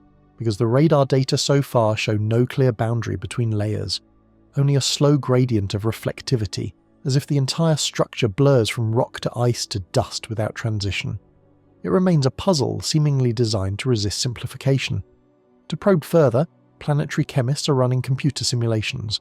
They recreate the environment of a cold protoplanetary disk from another star, one richer in carbon and metals than in oxygen. In such a disk, the sequence of condensation would be reversed from what we know. Metals would freeze first, water last. If 3I Atlas formed there, its core could indeed be metallic, its outer layers an amalgam of organics and carbon dioxide snow. Over billions of years in interstellar space, cosmic rays could then polymerize the surface, fusing the outermost layer into a dark glass-like crust. The result would be a body capable of withstanding solar heating almost indefinitely, an ancient hybrid of rock, ice and polymerized carbon. The model fits the data alarmingly well so far. It would mean the comet's resilience is not a miracle of luck, but a property of origin. And yet even that explanation leaves something hanging. When the modelled composition is compared with the object's observed albedo, the fraction of sunlight it reflects, the numbers diverge again. The crust of 3I Atlas reflects only about 3% of incoming light, making it darker than charcoal. To absorb so much energy and remain so cool, it would have to re-emit heat at rates beyond known thermal emissivity limits. Some invisible process may be carrying heat away faster than radiation alone can explain. One hypothesis invokes the same magnetized dust thought to have distorted the solar wind. If charged particles are continuously escaping, they could carry energy with them, effectively bleeding heat from the nucleus. The comet might be cooling itself, not passively radiating like a rock, but convecting energy through magnetic conduction, a mechanism no one has yet observed on this scale. In several university labs, small-scale experiments are beginning. Carbon grains and metallic powders are being subjected to intense ultraviolet light inside vacuum chambers. To the astonishment of the teams, some mixtures have developed thin layers of ionized gas that pulse with electrical charge, dissipating heat far faster than ordinary conduction would allow. It isn't proof, but it suggests the paradox might arise from chemistry rather than measurement error. The comet could be performing its own version of these reactions on a planetary scale, a slow, steady electrochemical release that keeps it cool and stable, while the sun roars around it. Still, the contradictions multiply. The gases escaping from its surface contain isotope ratios that point to temperatures near absolute zero at the moment of their formation. Yet the dust grains captured by Parker's sensors bear microfractures that could only occur above 300 Kelvin. The object seems to have been born in freezing darkness and reshaped in heat, carrying evidence of both extremes in the same body. It may be neither a relic of one environment nor a visitor from another. It could be both, an object of opposites, a riddle moving through sunlight. In the months ahead, astronomers are already debating whether comet is still the right word. Some propose interstellar aggregate, others volatile planetoid, still others simply 3I body, as if refusing to define it might preserve its mystery. Whatever the name, the paradox forces a broader question. How many forms of solid matter might exist beyond our narrow sample of worlds? If 3I Atlas can fuse metals and ice into a single cohesive substance, what other materials might fill the galaxy, unseen because they emit no tail, no reflection, nothing to betray their presence until they wander too close to a star? For now, all that exists are numbers, ratios, intensities, spectral slopes, but behind them lies a larger unease. The universe may not be built from uniform rules of composition. There may be chemistry so ancient, so evolved through cosmic radiation and time, that they stand outside our categories of mineral or volatile, solid or liquid, natural or something else. 3I Atlas, in its strange balance of fragility and endurance, could be the first witness to that wider material reality. It seems to carry within it contradictions that no equation can cancel, an architecture that remembers every environment it has ever crossed. As it moves toward the outer system, growing colder and fainter, the paradox persists in the minds of those who study it. They know that within a year it will likely be too dim to track, that within 2 it may vanish into the general drift of interstellar space. Yet the records will remain, a silent archive of data describing a thing that should not have held together but did, that should have evaporated but appears to remain whole. A composition both alien and familiar, a paradox held in motion. And far beyond the orbit of Jupiter, the comet turns slowly in the dark, the last warmth of our sun seeping through its layered shell. Inside, perhaps, gases still shift from solid to vapour, tracing the same slow cycles that now confound telescopes and equations. The paradox is no longer just a problem of chemistry. It is becoming a reminder of how little we know about the materials that drift between stars, and how easily the universe disguises its oldest truths in contradictions we can measure but not yet comprehend. By January 2026, 3I Atlas is expected to have crossed the orbit of Earth again, this time heading outward, away from the Sun, back into the dark it seemed to belong to. It will have survived its closest pass, escaped the furnace unbroken, and defied almost every prediction made about it. Yet as it drifts toward the cold, a new uncertainty begins to form. The instruments monitoring its faint light curve may notice something subtle, a flicker not quite consistent with rotation, a heartbeat too irregular to belong to a steady spin. It is small, barely detectable, but persistent. Some will call it noise. Others, remembering the comet's refusal to play by familiar rules, will suspect it is the first sign of a delayed reaction, the long echo of everything the Sun has done to it. They are already calling it the fragmentation window, the period after perihelion when the real damage, if any, might begin. In normal comets, this is when residual heat trapped deep inside the nucleus travels outward, cracking ice into gas pockets that burst weeks or months later. To the untrained eye, it looks like survival followed by betrayal. The comet passes closest to the Sun intact, only to shatter in the silence that follows. But for 3I Atlas, nothing about the aftermath is likely to be ordinary. Its layered composition, its metallic core, its inexplicable cooling behaviour, all these mean that any failure, if it comes, may not be mechanical. It could be systemic, a slow unthreading of internal balance that has held for billions of years. At first, there may be no visible change. Telescopes in Chile and Spain could record the same dim, steady point of light night after night. But when analysts compare the images, they might notice that the brightness no longer follows a perfect 10-hour rhythm. The peaks seem to be flattening, the valleys grow deeper. Something may be breaking the symmetry that has defined the object's spin for months. Radar pings from Goldstone could show a slight broadening of echoes, as if the surface has begun to roughen. Small protrusions or jets rising and collapsing in cycles. The data might hint at a body beginning to exhale in uneven bursts. By late January, faint asymmetries may appear in the coma. The halo that has remained perfectly circular since discovery could begin to stretch into an oval, its edges rippling with uneven brightness. Spectral analysis might reveal that the CO2 to H2O ratio is changing again, dropping sharply, as if deeper, colder ices are finally giving way. For the first time, the object's chemistry could behave like that of an ordinary comet. The alien calm that has defined it may dissolve into something familiar, instability. Astronomers will debate whether to call it fragmentation at all. There is no explosion, no plume, no dramatic breakup visible from Earth. Instead, the evidence comes in whispers, shifting rotation curves, thermal fluctuations, minor deviations in its trajectory. Each would hint at mass redistribution inside the nucleus, the kind of slow deformation that precedes disintegration. Some researchers may theorize that as the comet cools, different layers contract at different rates. Metals shrink, ices expand, and microscopic fractures open between them. Gas trapped in those fractures might be escaping now, pushing the surface gently, changing its balance. It is the soundless equivalent of a sigh. In early February, the European Southern Observatory could capture a rare sequence during one of those faint outbursts. For about 8 hours, 3I Atlas might brighten by half a magnitude. The spectrum during that time could change completely. The dominant CO2 line may weaken, replaced by a broad emission band of water and carbon monoxide. Embedded in the tail of that spectrum might be traces of iron and magnesium, metals that should never vaporize at such distances. The outburst would be small but impossible to ignore.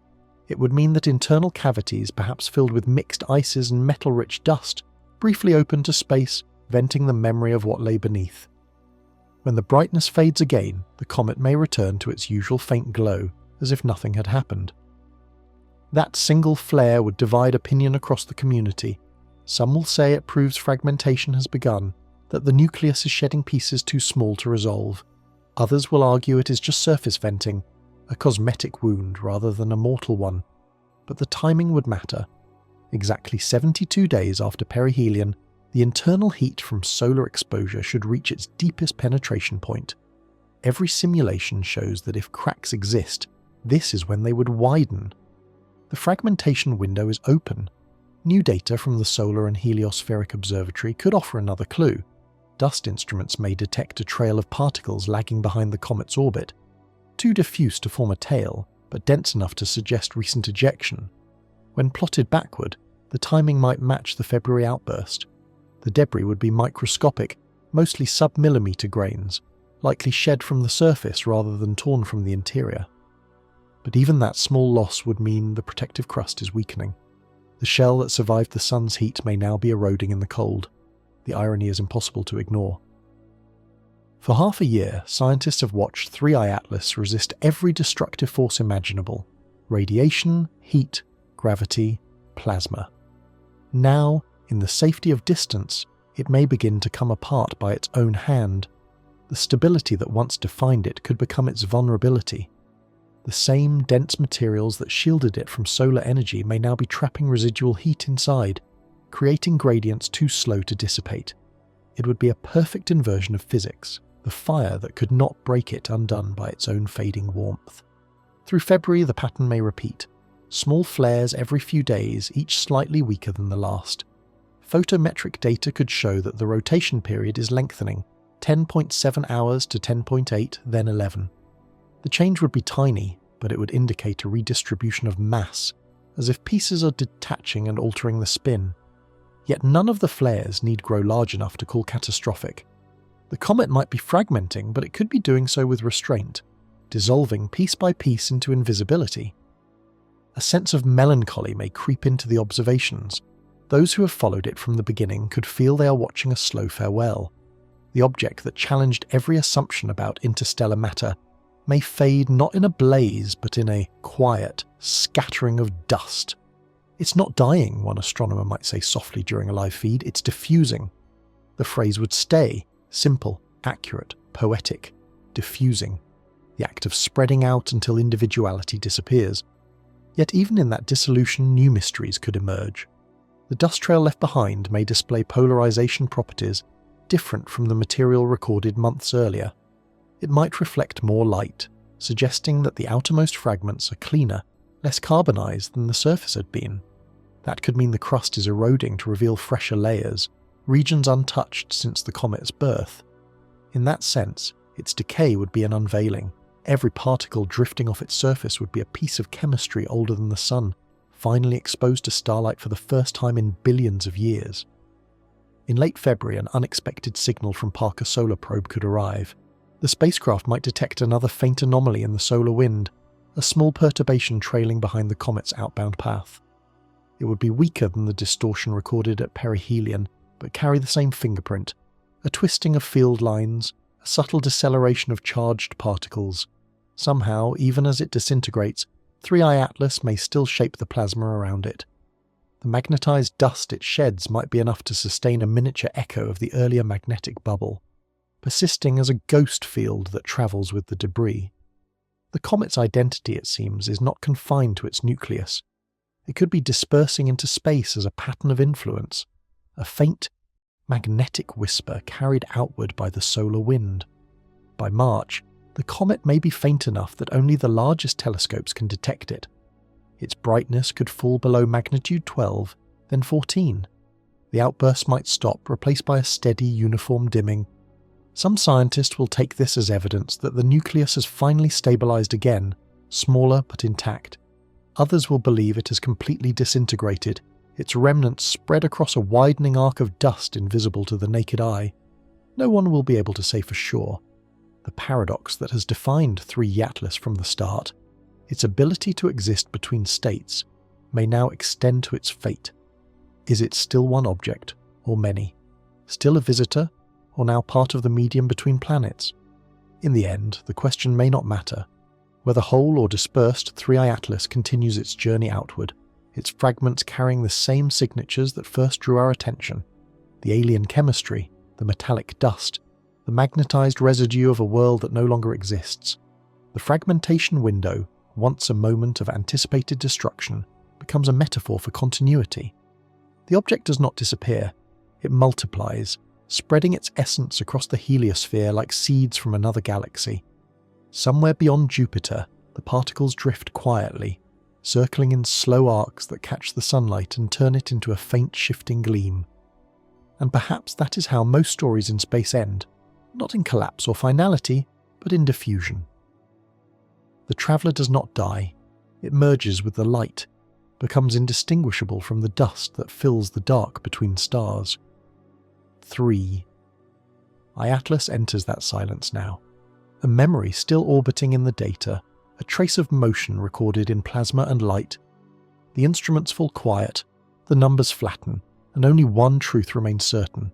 For a brief time, in the vastness of the solar system, something from another world passed through our sky, broke every rule we knew, and left behind a trail that will take generations to understand.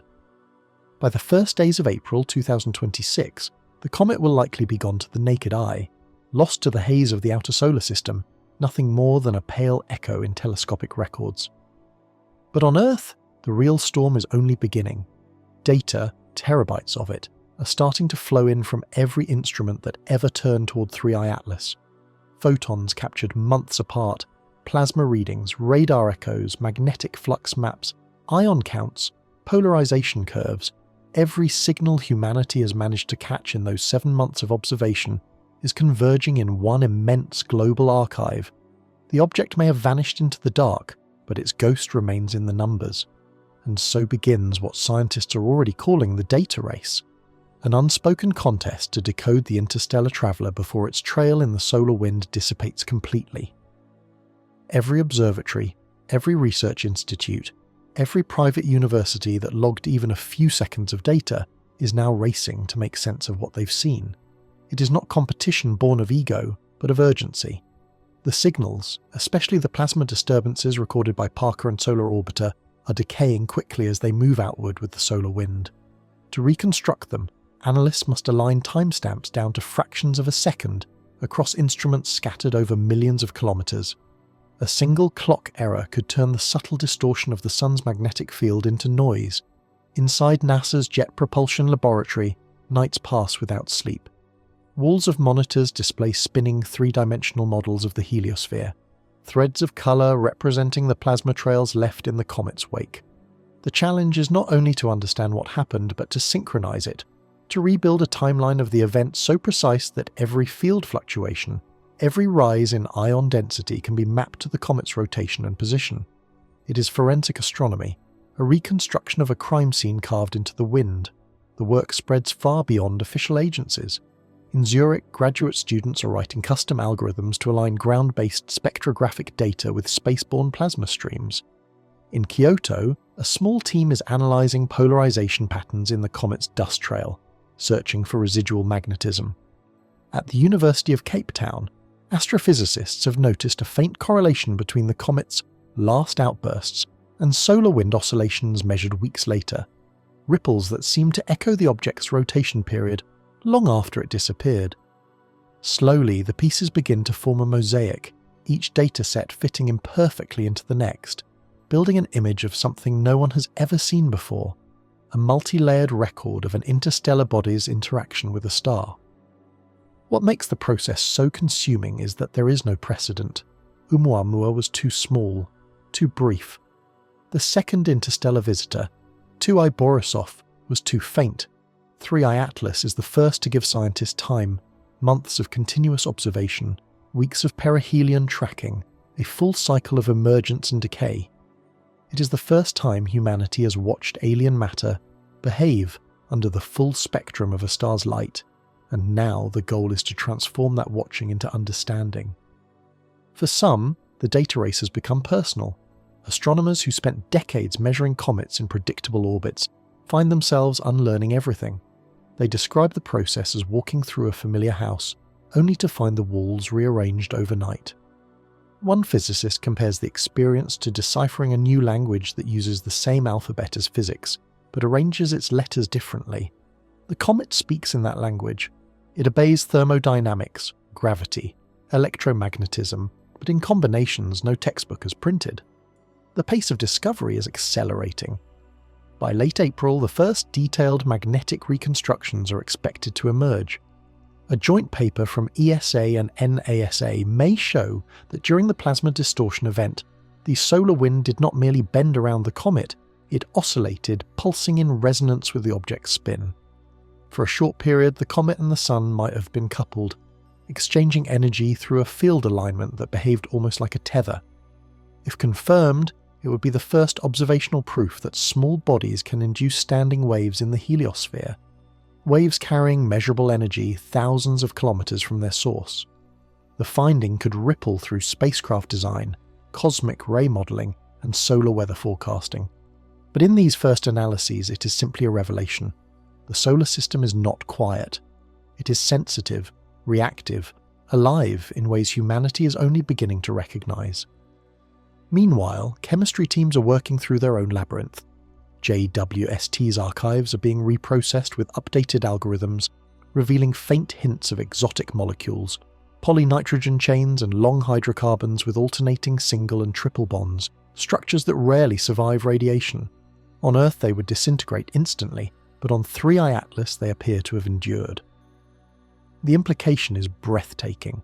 Interstellar space, cold and bombarded by cosmic rays, may preserve complex molecules rather than destroy them. Some whisper that such chains, if gathered and rewarmed, could form the scaffolding of life. Not life itself, but the grammar from which chemistry learns to speak complexity. The idea is too speculative for journals, but it circulates quietly in late-night conferences and private exchanges among colleagues who understand what it would mean. In May, an international workshop is scheduled in Geneva to pool results. Scientists from over 40 countries plan to bring their fragments of the puzzle into one room. The discussions will be meticulous, exhausting, and strangely emotional. On the screens behind the speakers, visualizations of the comet's trajectory will glow in red and blue, data rendered beautiful by sheer improbability. Models are expected to confirm that 3I Atlas slowed slightly after perihelion, perhaps through the plasma drag theorized earlier. That deceleration, small as it is, could keep it in the solar system longer than expected, decades rather than years, before it slips into interstellar space for good. The idea that it might still be out there, faint and reachable by future missions, is already electrifying research circles. For the first time, some are suggesting what once seemed unthinkable: sending a probe. The concept remains crude, more dream than design. A lightweight interceptor using solar gravity assist could chase the comet's outbound trajectory. It would never catch it fully, but might pass through its dust trail within a few years, sampling the residue left behind. The engineers know the logistics are near impossible, but the idea has taken hold. It isn't just about pursuit, it's about continuity, the refusal to let the story end. 3I Atlas was discovered by accident, but maybe the next interstellar traveller will not be.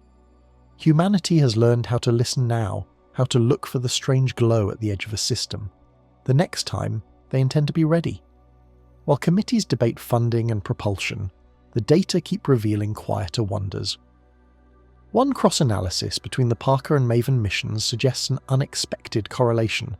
During the comet's Mars crossing, the thin Martian ionosphere may have registered faint fluctuations in electron density. The disturbance matches the timing of the plasma bend recorded near the Sun. Somehow, across millions of kilometers, the comet's presence seems to have been felt simultaneously near the Sun and another planet. The energy exchange appears vast, diffuse but coherent, like a single note struck through multiple instruments across the solar system. It could be the first real evidence that small charged bodies can mediate interactions between regions of space that otherwise remain isolated. The universe, once thought of as a set of detached stages, now looks more like a web, delicate, vibrating, interconnected. In the months that follow, the data race will likely become less frantic but no less consuming. The sheer magnitude of the archives, spectra, plasma logs, radar scans, will feed research for decades. Every field will find its piece. Planetary geologists will test thermal models, astrobiologists will examine the organic chains, plasma physicists will recalibrate their understanding of field behaviour, even philosophers of science will weigh in, writing about a discovery that defies the very categories it forces them to use. 3i Atlas has blurred the lines between comet, asteroid, and artifact. Now it blurs the boundaries of knowledge itself. It reminds everyone that the greatest revolutions in science rarely announce themselves with explosions. Sometimes they arrive quietly, disguised as data, and only later reveal that they have changed the map. By the end of the year, as the comet's signal fades beyond detection, competition will give way to collaboration. Papers that began as rival preprints merge into joint publications. The fragmented understanding of 3i Atlas starts to unify, much like the comet itself once did, layers of information fusing into something coherent. It becomes clear that the interstellar visitor has left more than a scientific legacy. It has left an emotional one, the feeling, rare in modern science, that everyone was briefly looking at the same mystery with the same awe. Even after its glow is gone, researchers still speak of that shared season. They remember the sound of data streaming through night shift control rooms, the quiet gasps when spectra resolved into unfamiliar peaks, the chill of realizing that something from beyond the stars had come close enough to measure. They remember too the sense of connection, the knowledge that for a fleeting moment an object older than the sun brushed our orbit and left traces that united every instrument, every mind across a planet. The race will end, but the work continues. The archive of 3i Atlas remains open, its terabytes humming quietly in cold servers, waiting for future generations to revisit them with new tools, new questions, new eyes. Out there, beyond Jupiter and the reach of sunlight's warmth, the comet continues its slow retreat. The solar wind that once bent around it has long since smoothed. The plasma trails are dissolving into interstellar equilibrium, but the data endure, the digital echo of an encounter between our star and a traveller from another. Perhaps that is the only kind of permanence the cosmos allows. Not matter, not memory, but measurement. The record of light, stored in machines, telling the story of a moment when the universe spoke and we, against all odds, were listening. By late spring, 3i Atlas is expected to be beyond the orbit of Jupiter. It will have grown so faint that only the most sensitive observatories can detect it, and even those may struggle against the noise of the outer system, yet the fascination hasn't faded. A quiet question persists in every briefing room and every midnight conversation among astronomers still following the data. If it survives, then what? The phrase is half rhetorical, half scientific. It asks not only about the comet's physical endurance, but about its meaning, what a body like this becomes once it leaves our sun behind. Because if 3i Atlas truly endures the cold beyond Saturn and drifts into the interstellar void again, it will not return unchanged. It will carry the imprint of its encounter with our star, the heat scars, the altered chemistry, the new isotopic layers etched into its crust. It would be, in the most literal sense, a messenger carrying the memory of the solar system back into the galaxy. For all of humanity's precision, we may never know exactly when it crosses that invisible frontier, the boundary where the sun's gravity yields to the slow, collective pull of the Milky Way. But even before it reaches that edge, the changes it has undergone tell a story of endurance written in temperature curves and chemical shifts. The outermost crust, once black and inert, may now hold a thin glaze of silicate glass, material fused by sunlight, cooled by shadow, preserved in vacuum. Under that skin could lie a layer enriched in oxygen isotopes that did not exist when it entered our system. Those atoms would be the fingerprints of the sun's radiation, captured and trapped forever. If 3i Atlas survives, those fingerprints will travel with it for millions of years, like the fossil of a brief encounter between one wandering relic and one small bright star. In a way, that possibility gives the comet a dual citizenship. It was born under another sun, but now may carry evidence of ours. It has become both alien and native, an archive of two histories bound together by gravity. Future astronomers, somewhere in another system, could one day detect it, analyze its spectrum, and find traces of the solar system inside. They would see the same paradoxes we see, its mixture of metals and ice, its black crust and cold chemistry, and from those contradictions, They might reconstruct this encounter just as we reconstructed its origin. They would know that somewhere, long ago, it passed near a yellow star whose plasma bent around it like wind around a stone. That thought of being observed in return has changed how many scientists now think about interstellar matter. If our instruments can study visitors like 3i Atlas, then so too might other civilizations somewhere else observe the fragments we have ejected into the void. Each encounter, each crossing between stars, becomes part of an unspoken dialogue written not in language but in physics. Every comet that enters a foreign system carries a record of where it has been, what light it has absorbed, what heat it has survived. They are couriers of cosmic history, drifting archives of thermodynamics and time, and yet there is still the chance that 3i Atlas will not survive the cold. Models diverge. Some predict that as it moves beyond 5 astronomical units, the temperature drop will cause internal stresses greater than those it endured near the Sun. The ices that expanded and vented at perihelion could now contract, reopening the same fractures that once sealed themselves under heat. It might break apart slowly, shedding shards that scatter through the Kuiper belt, invisible except for the faintest reflection of sunlight. Others argue that it will persist indefinitely, its crust hardened into something closer to stone than ice, a relic too compact to fragment further. Both outcomes feel poetic in their own way. Diffusion into dust, or transformation into permanence. If it survives, its orbit could carry it past the heliopause around the year 2042. By then, the comet will have travelled nearly 30 billion kilometres from the Sun. The solar wind will thin to nothing, and the background plasma will shift from solar to galactic. The last photons of sunlight that touch it will be 1,000 times weaker than those it felt near perihelion.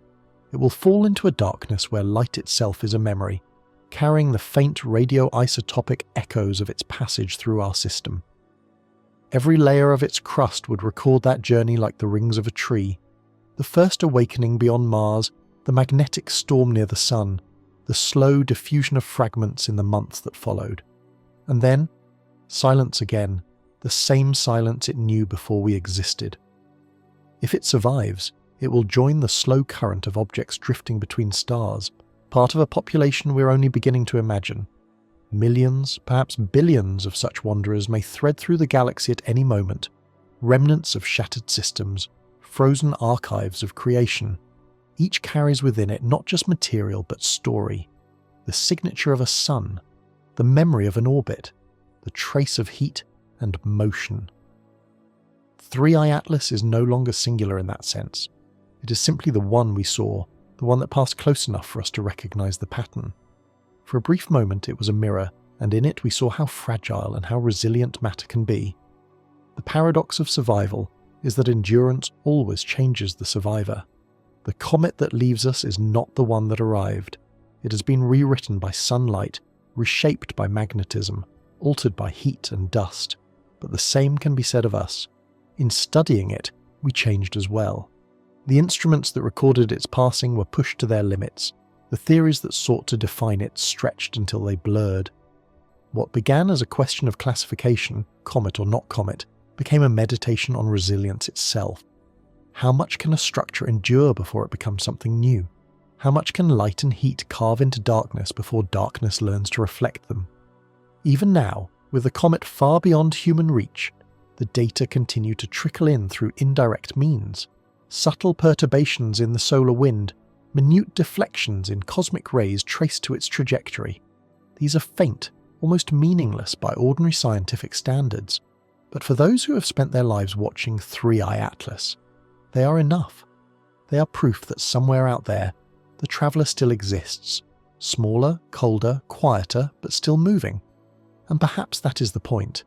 The universe rarely ends its stories, it lets them fade. Survival is not a triumph, it's a continuation. If 3i Atlas survives, it will drift for millions of years through the interstellar void, unseen and unmeasured, carrying a layer of our star's light trapped beneath its black shell. Somewhere in that frozen darkness, it will keep turning, its rhythm unchanged, its surface still etched with the memory of heat. And if one day, far from here, another civilization points its instruments toward that faint moving dot, they may see in its spectrum a brief pulse of our own history, a chemical whisper that once, long ago, It passed through the warmth of a small yellow sun, and that sun was called ours. It's strange to think that this might be our first message to the galaxy, a silent rock, scarred by light, drifting into eternity. But perhaps it's fitting. Not every form of survival is loud. Some are as quiet as motion, as patient as orbit, as unassuming as a speck of dust that refused to disappear. If 3i Atlas survives, and many signs suggest it might, it will carry proof that endurance itself is a form of communication.